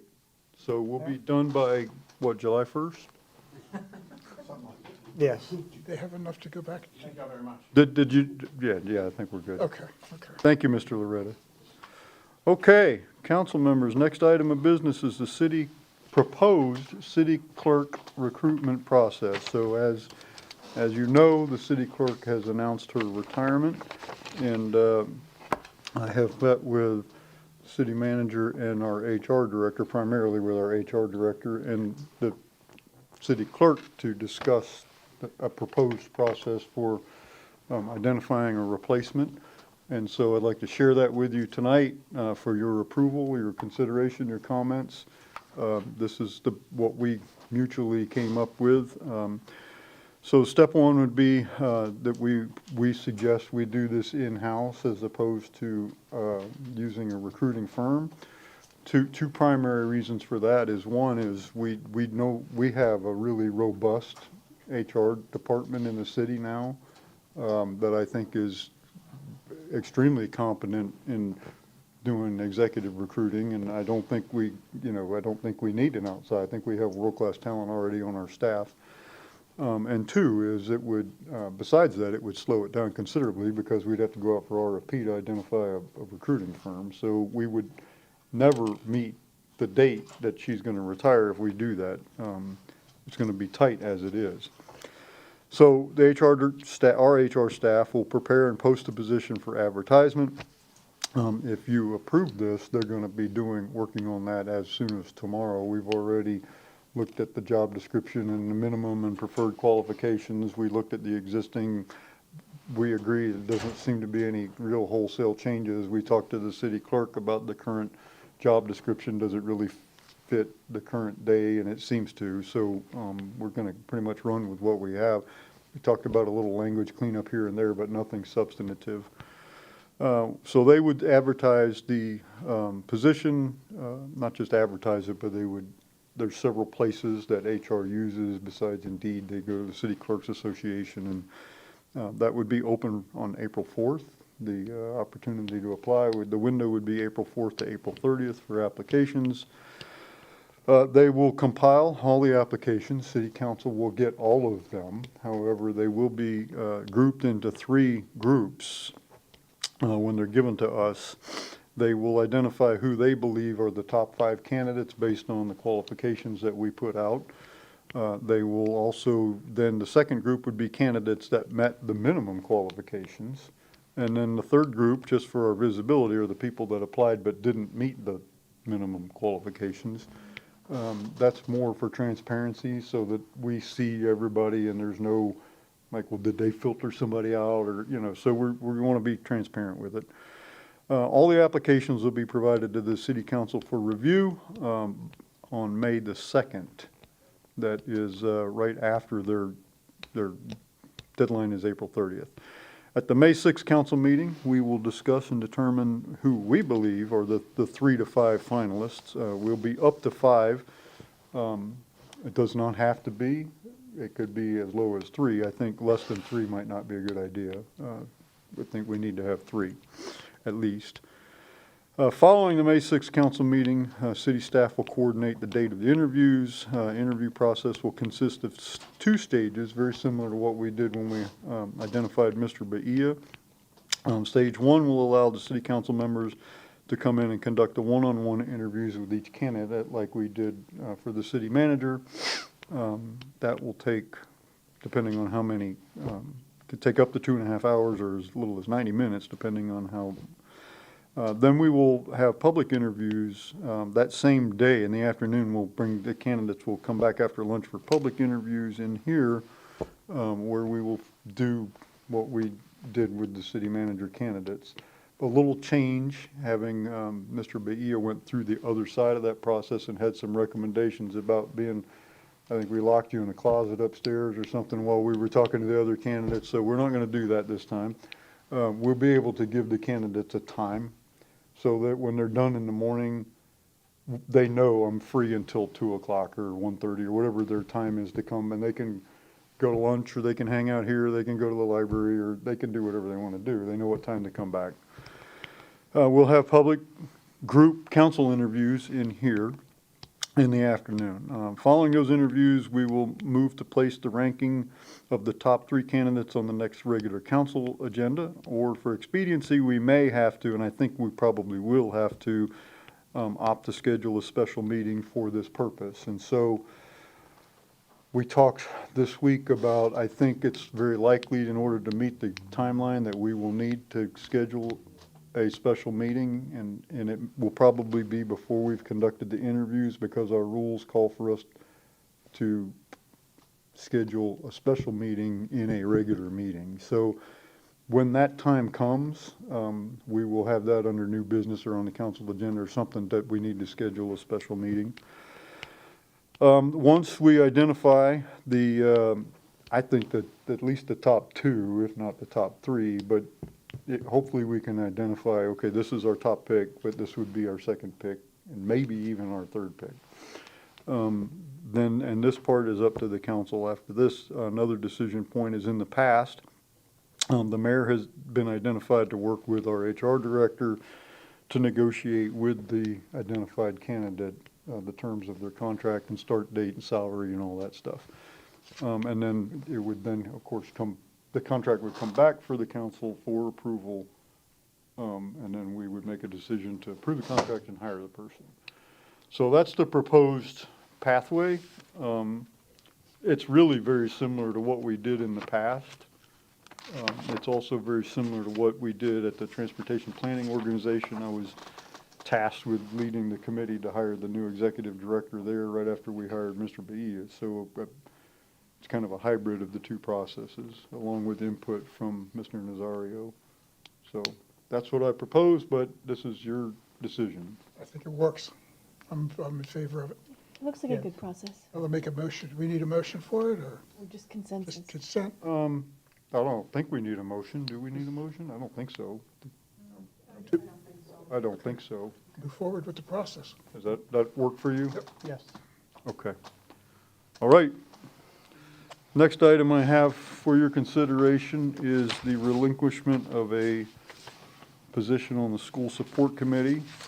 It does not happen often, but occasionally, because of personal obligations or illnesses or things that come up, people are unable to meet their attendance obligation on a board, and it can be for a variety of reasons, who knows. And so we do have an individual on the school support committee who has not met the attendance requirements, and therefore we are looking for the council to approve us to remove that person and recruit a replacement. So I just have a question. Yes. So the process is that this council would need to remove this person, and then that opening would be advertised. Correct. That would be the process. Yep. We do need a Yeah, motion for that. Move to approve. There you go. Second. Is there discussion? If not, all those in favor say aye. Aye. Opposed? No nays. Madam Clerk, if you would please see to that. And on a related note, with your, I'll bring this back to you for your approval, but I don't want to do the work if you don't like the idea to begin with. Our council rules are currently silent on some of this, about how this is supposed to work. I would propose that I come up for your consideration at a future council meeting, an addition to the council rules, that we would revise and add a section for the board. I think it would be a good idea to kind of spell out what the council liaison's role is to the boards, and spell out to the boards what their role is as advisory boards or their quasi-judicial boards, and, you know, that kind of thing. What your role is as the liaison, and then what happens if somebody doesn't work out, or what, you know, we have it in a little more delineated so we don't have to, it doesn't happen often, but it does come up periodically. So if that's okay with you, I will do the work, and I will not promise to you when I'm gonna have it back, but I will bring it back. Do any of the boards have any procedures? They do, and they do, and in this case, Makes it easier. yeah, in this case, what we did here tonight was in the school support committee rules. Yeah, okay. I thought there was something. But it should be fairly, the rules should be really consistent across the boards, and I'm not sure they are. And Some are so, not, no. yeah, some of it you can't miss 2 meetings, some of it you can't miss 3 meetings, some of it you can't, you know. And then the chair people from the boards are often confused about their role too. It's like, you know, am I supposed to be the one that writes them a Yeah. letter? Is that the council liaison? Is it the mayor? Some of that, when you're talking, I mean, it's one thing to miss so many meetings if the board meets monthly as opposed to quarterly, Yeah. so. Exactly. You're gonna have to figure that out. Exactly. So, anyway, if you guys are okay with that, I'm gonna Yes. work on that. Okay. All right. Any other carryover council business? I have one item. Yes, Councilmember Fernandez. At the previous meeting, we did have people present that would like to have the city of Temple Terrace remove the fluoride additive from the water. And I just wanted to give an update from that. I know this council said that they wanted to wait and see what the state did before this council takes action one way or the other. But I do want to let you know that Plant City just recently voted to remove the fluoride from their water. I believe Lakeland will be voting, or if they have not already. They have already. And Miami-Dade also just removed the fluoride from the water. And all of them at this time are following the state of Florida Surgeon General's recommendation. So my personal opinion, I would like this council to discuss it prior. I'm not really concerned about what the state decides, since we are the governing body over this utility. So I wouldn't mind having a discussion amongst, I'm not saying decision tonight, I'm saying possibly schedule a time for a discussion amongst this council where we can at least air out the pros and cons without waiting for the state. But at the last council meeting, that was the preference, that we wait for the state to work through their process. I heard what the other council members said. I wasn't here, obviously, but it's my preference to wait too. And if we started tomorrow, we couldn't act fast enough to beat the farm bill. We couldn't get it done. By the time we scheduled a special meeting and then we summoned, 100 experts. yeah, I don't, we summoned, I don't even know who that would be. But, by the time we even had this conversation or begin to have it, they'll be done. If this were 6 months off or something, I would agree with you. But this has been through committee. These farm bills are racing forward. The governor's sitting there with his pen waiting to sign the thing as soon as it gets through. If we started tomorrow, we couldn't beat that. I will say this, that if the bills pass, which I'm sure they're going to, They appear to be. yeah, they're on the track. There's no, I say there's no way, this is Tallahassee, but it's highly unlikely that these bills will fail. The governor is poised to sign them as soon as it. Now, it will take effect July 1st. When these bills are signed by the governor into law, I would be agreeable if somebody were of the mind to make the motion that we not wait till July 1st. Why would we need to wait? We can tell Mr. Warrenfeld, stop putting the stuff in the water tomorrow, and then once we use whatever water's already in the tank. But, this has been added to water since the 1940s. I don't think another 3 weeks is gonna make a big difference. I just don't see the added expense, the added work, and we can't get it done by the time, we wouldn't get finished before this is done anyway. Well, then I will agree, and we can wait for the state to, this is what I will request. If for some reason it doesn't prevail at the state level, I would like the city to discuss. That's fair, and I know how important this issue is, not only for you, but there's others too. And if for some reason this fails and does not get, that, in my opinion, and I can't tell the council what to do, but I'll be right with you. I think if this fails, if it's important to a council member, it's important to all of us, or it ought to be.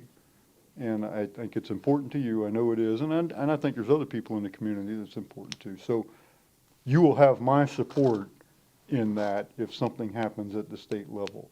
I just don't see the reason to spend the money and the Energy. we're gonna pack this room with 100 people, and there's gonna be 50 over here that are citing experts that say no fluoride, and there's gonna be 50 over here, and we're gonna be less like I remember the COVID thing, follow the science. Well, whose science? You got 50 doctors over here and you got 50 doctors over here. Which science do you follow?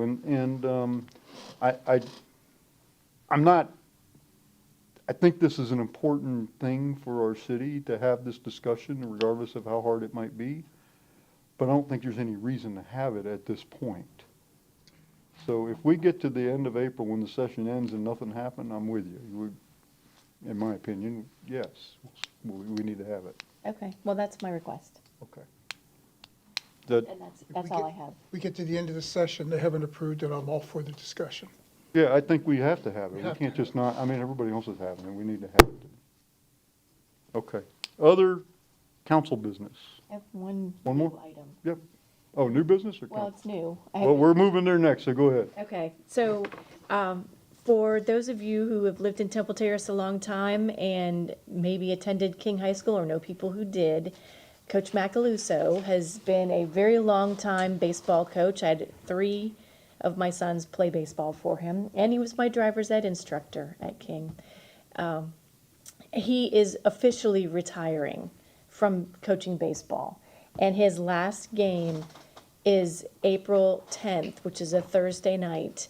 So I think the game actually starts at 7. So for those of you who are connected to King High School baseball in any way, I encourage you to come out and attend that game, or at least come out for the beginning for all of the pomp and circumstance surrounding his retirement. Thank you for bringing that up. I should have thought about that. Thank you. Any other council business or new business? I have some new business, and as you know, I wasn't here for last week's council meeting, but I watched it. And I have a question for Ms. Shoshone about some things that I heard that are rather disturbing to me. And I don't like where we are with this, and I don't know what the cure is or if there is a cure. There were 2 land use matters before this council during that meeting. One involved Florida College and one involved the Rollerson Ranch property owned by Dr. Patel. In both of those land use meetings, there were comments made about an expectation of future reciprocity for our decision. Florida College, and that's not my word, that was Councilmember Kravitz's word. Florida College was told prior to the vote that this is us jumping through hoops to maintain harmonious relationship with Florida College, and I hope this is based on future reciprocity. That is terrible. We do not make land use decisions based on our expectation that we're going to get something back in the future. The second one is even more egregious in my mind, and that was where he asked, who he thought he was speaking to Dr. Pell, thank God he wasn't, where he asked Mr. Bagdy if he felt morally responsible to give the city another $1 million. He brought that up more than once, and then prior to the vote said something to the effect of, I hope the applicant ventures some future way to make to address these concerns. He's asking the money for $1 million to a petitioner that has to come back before this body at least 2 more times for approvals. So what if we don't like the site plan and we disapprove it? Isn't a normal person going to assume it's because they didn't give us the $1 million they were asked for? So we cannot make these comments about quid pro quo and future expectations, and so I'm very concerned about this. I'm not even sure this is legal, but what is the cure for this?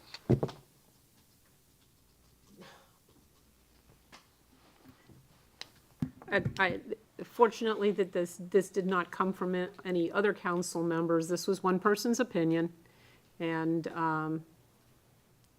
yes, quid pro quo is not allowed in city government, and those were improper comments. All we can do basically is, as a council, repudiate them. So. Okay, so I mean, we can't unring the bell, I guess, but I'm really concerned primarily about the Rollerson Ranch property that has to come before us at least 2 more times. And I'm concerned that we now, our freedom to disapprove something that we don't like is now, I mean, we don't, I feel like our hands are tied now. We got to approve it because we've asked for $1 million. No, certainly not. I mean, you certainly need to make your decision based on whatever evidence is presented to you. So the fact that somebody made a comment should not sway you one way or the other. I mean, and if they are for some reason denied and choose to raise that comment and bring that as a court action, we will vigorously defend against it. And I don't have really any concerns in that regard because, again, nobody else up here said anything and it was not a decision of council. Okay, thank you. Any other new business? Okay, thank you. Mr. Bahia, City Manager's report. Thank you, Mr. Mayor, members of council. Several weeks ago, I think it actually was in a council update, I communicated to the council concerns about Ridgedale Road and some of the traffic mitigation efforts that we had looked at and we were continuing to look at. So I just want to talk a little bit about that this evening. I think we have a recommendation of an action plan we want to put forth. So first of all, Ridgedale Road for the council and the community, as you know, is a very straight shot linear road. It's a popular cut through for drivers, particularly those in the morning heading south to get to the lower part of 56th Street to cross the bridge, and then obviously in the evenings coming back. But that's not what makes that corridor unique. What truly makes it unique is the fact that in a very small area, we have a cluster of very important public institutions who attract a lot of activity, particularly with children.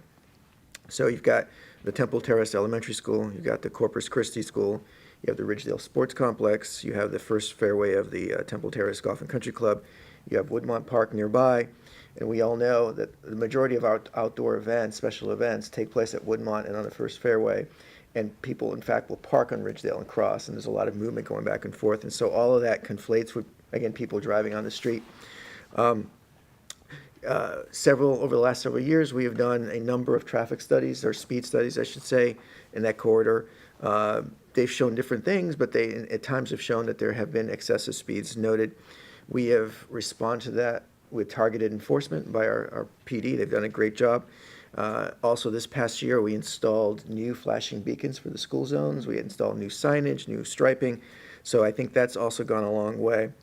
But I think because we're continuing to observe it, and we have resident concerns about that corridor, particularly with this, again, unique circumstance of all these public institutions, that what we've come to consensus in the leadership team is we'd like to propose, and we're ready to pull the trigger on this, installing speed humps on Ridgedale, in that area, again, where the public institutions are.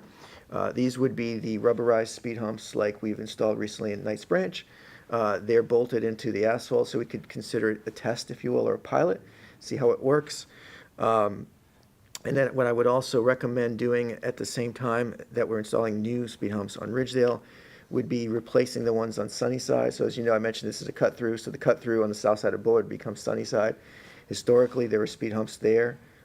They were installed several years ago. They were an original sort of prototype, very low profile. They don't really make much of a difference to most drivers. So the new speed humps are a little bit more rigorous in terms of the impact. So we want to replace those and install new ones. Mr. Warrenfeld's had some pricing. They're probably going to have to go and refresh those prices. But if council agrees this evening, we'd be ready to go. He'd be looking to get new pricing and then get a purchase order issued and installed within the next several weeks. Yeah, it depends on shipping, exactly. So just need to get your blessing this evening if that's the direction we'd like to go. I'm good with it.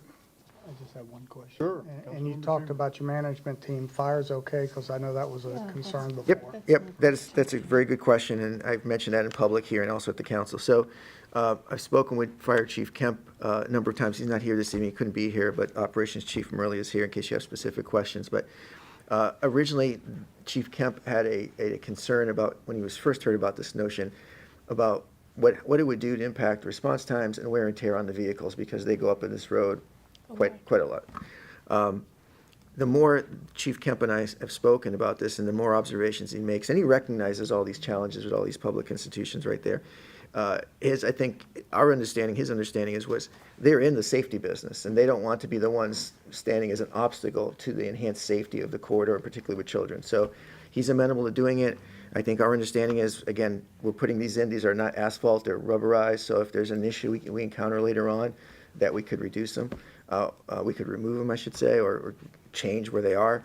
The response times, you do have to go obviously slower. That's the whole point of these things. But if you look at our fire apparatus, and Chief Murley, I'm sure, can attest to this, you go to some communities and the fire, they're flying down the roads. And we don't do that here. I mean, we travel at pretty much the speed of that you'd see on the residential neighborhoods. So I don't think the speed concern, the response is going to be that impacted. Yes, several seconds will be lost, but again, I don't think that's going to be such a dramatic impact that we'd have these valid concerns that not to do it. Okay, thank you. You're welcome. Other comments? Yeah, that was my question also. I have one comment I want to see if my colleagues agree with this. So I think you and I have spoken, so you're not hearing anything you didn't already know, but I think this is a good idea because of the nature of that road and the fact that there's several public institutions right there, the ball fields, the schools. And that's not really a neighborhood street. I mean, there are homes on it, but it's more of a, it's a through street. And so because of the public institutions and the fact that it's a through street, I think this is proactive for you to do this. This is good. What I want to see if everybody's in agreement is I'm a little concerned, and you are too, I know we've talked about this, is I don't want to take away from, we have a very good policy in place for neighborhood streets, for neighborhoods that when the residents want speed humps. We have a great policy that the city managers put in place, and we blessed it, where the neighbors petition, and over half of them gotta want it, because you always get the 50 people over here and 50 people over here, half of them don't want them. So, and then we commission a traffic study to see if they're warranted, or is there really a problem. I think we need to, on neighborhood streets, be sure that we're adhering to our current protocol. This street is different. This street is a through street. We have two schools, the library, the ball fields. This is different. I just want to make that distinction. Do you guys agree with that? Because I don't want to start a thing where, I agree with well, you that. did it for my neighborhood, now you got to, I agree with that, as long as we notify the residents along this, you don't have to go all the way to the Druid Hills on Ridgedale, but to notify them that they're going in. I think. There's what, 5, 6 houses? Yeah. Maybe on the whole strip, the whole stretch that empty out onto it. So, yeah, I agree. That'd be a good approach.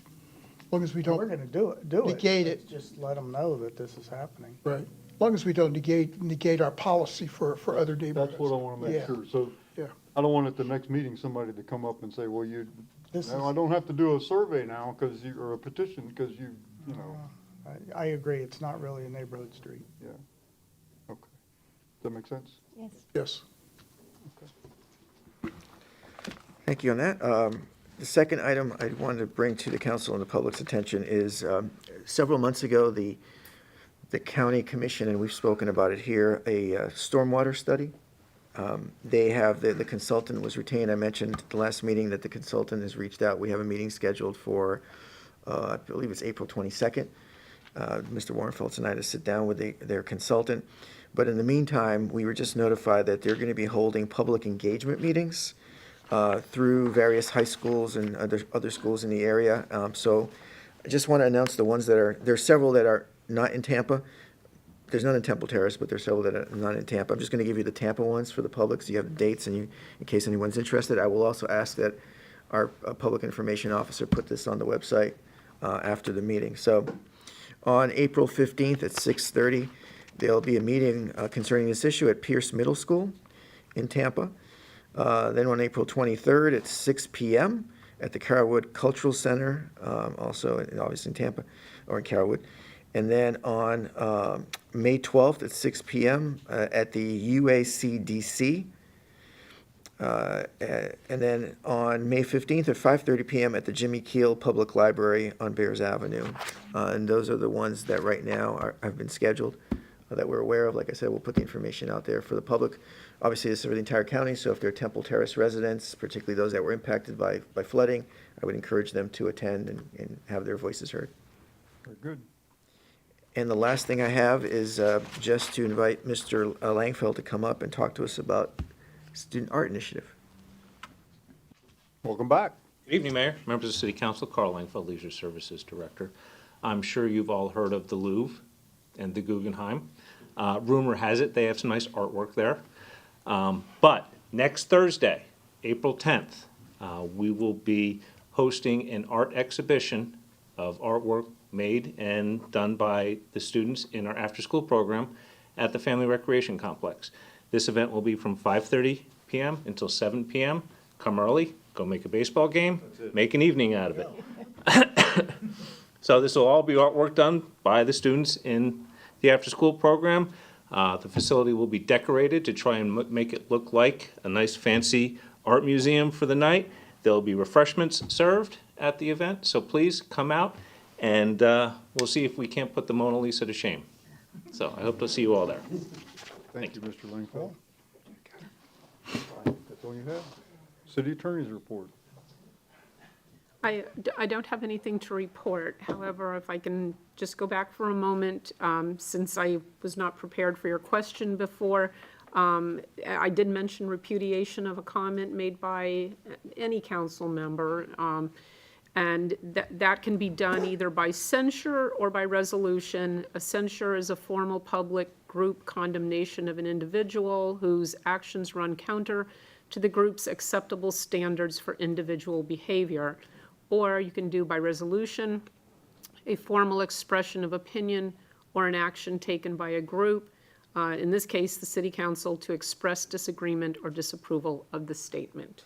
So Well, that would be, does that materially change anything, though? I mean, I'm not trying. it just puts it officially on the record that, so that it would make it harder to point to that as being some sort of a reason for a future action by the council. But it's not something you need to do tonight, but it's up to you. Okay, thank you. Anything else? Nothing else. I have a Councilmember question. Fernandez, yes. This question is for the city attorney, and that is, I know that we have a policy that council members cannot respond on Facebook, specifically when people are commenting about city issues or they have questions. But my question really is, school board, Hillsborough County School Board members and the Hillsborough County Commissioners, they have Facebook pages and are able to engage with the public. Is there a way that, and the reason I ask is because that's a format that's a lot easier for me to engage with people, and I see the comments and I can't answer them, and so what I do, and not that anybody calls me, but I respond to the comments and say, please, I'm not allowed to comment on your post per our policy, but please call me to discuss. But there are a lot of times where there's a question posed that would be a very simple answer. I have my personal policy. I don't engage in discussion, back and forth discussion on social media, because I don't think it ever works out right. But it would be easy to answer. So how can those other entities have Facebook pages? And is there a way that as a council person for City of Temple Terrace that we can emulate their process? I think the mayor might have. No, I can might have answer got that. an I mean, answer to this one. first of all, it's not a policy, it's a state law. It's not city policy, it's a state law. Second of all, I do know cities, I know mayors and other cities where the city hosts a Facebook page for each of the elected officials. Most of the cities I know, maybe not all of them, but most of the cities have like seat 1, seat 2, seat 3. So it's a little, that Facebook goes with that seat, right? Right. It can be done. We could conceivably do that here, where the city hosts a Councilmember Fernandez Facebook profile, and each of us would have your own official city Facebook page. If you want to spend the money to do that, it's very expensive, because there's all kinds of, you got to do the records retention, you've got to do the moderation, or not moderation, that's the wrong term. Somebody's got to look at this. So how are the BOCC and the school board, are they doing that? Yeah, it's a hosted, just like your email account here is official city email account. Yes. You don't have to worry about saving stuff because IT's doing it. Yes. And so it's the same thing if you had a social media account. It's not difficult to do, but it's expensive on staff's part. It's not expensive like to get Facebook. It's not, but it takes a lot of work on staff part. Because I know Coral Springs, the mayor down there is a buddy of mine, and they do it. And in fact, I think they gave a presentation at a conference I was at about how they do it. I mean, it's doable, It's just, there's gonna be a budgetary impact of doing that. But, I mean, it is something that could be done if you guys wanna do it. It's just, do you wanna spend the money to do it? Well, I think it may be something that, I'm not asking to do that right now. Obviously, I don't know the monetary impact, but I think it's something that we probably need to look at because more and more people are communicating through a social media platform than other formats. And especially, not to age ourselves, but as the population gets younger, they are much more apt to take to social media versus other formats. And while this was a small town and has been, and you're working concession at the baseball field and people come up and tell you things or whatever, it's not quite that interactive anymore. It gives me heartburn though, as the city attorney, because if someone is asking you your opinion and you're giving them your opinion on an issue that is going to come up in front of city council, and you state that opinion, and then they turn around and go on to another council member's Facebook page and says, well, Councilmember Fernandez says this about this, they've become a conduit of a communication that is not really in the sunshine. It's only in the sunshine if it takes place at a duly noticed public meeting. So if you're going to be giving you, I mean, if somebody says, asks you a question about what's some activities that are going to happen in Temple Terrace this weekend, you can, that's really no problem. You can comment on that. But if you're really giving your opinion about a particular issue that's going to be on an agenda, you're risking getting into a lot of problems here. And I just could never recommend that all the council members have their own Facebook pages and start discussing city issues that way. I'll give you an example, and I'm not asking, I just want us to consider, because connectivity to the citizens is always an issue. But, so the example is, there were comments or questions asked about the land use, one of the land use items that we discussed at the previous meeting. And it would be, some of the questions that were asked, it would be a simple matter to just respond to answer it. But we don't, and I didn't, obviously. The only thing I've ever responded to anybody's questions online is, I would love to discuss this with you, or if you have questions, please contact council or staff members, but most people don't. So that's where I just want to look at the best ways to stay accessible to the public. That's it. Councilmember Chambers? Sure. Okay, so I don't do a lot of Facebook, but I do monitor all the city, Temple Terrace Bulletin Board and some of the other ones. And when I see something like you just mentioned, I send a note to the city manager and I tell him you need to look at this issue, and it's usually someone from our media department or someone responds to that. That's how I do it. Okay. Same here. Yep, Mr. that's Villa, it. did you have, you're good? Okay. All right, where were we? You were still on your report, are you? Yeah. I'm done. Okay. I'm done. Council members, anything else? Good. Anything on Iron Blanc? Art on Ball? Art and Block, a report on Iron Block, it was excellent. We had great weather, we had good crowd. What was interesting was, unfortunately, the date we had to pick was at the end of spring break. So there were at least 3 groups that normally come, and we didn't have them, but yet we still had the same number of people. And we also, I did a little poll to the audience, and a lot of first-timers were there, which was really good, because that means we're exposing people to Temple Terrace and this stuff. We gave away a lot of auction items and an award for the table decorations. And this one group that won the award Best Overall, Yep. that was Councilmember Fernandez and her team. It was not me. I like to say, for the record, I only did what I was told. But it was very fun. It was a great night. And it's nice to see that there were people that it was their first time coming. Yeah, it was a lot of fun. And I have one more thing. Sure. You know, you talked a little bit about the procedure for the new city clerk. We can fix this, and I'd like to make a motion that we do not accept the resignation. Second.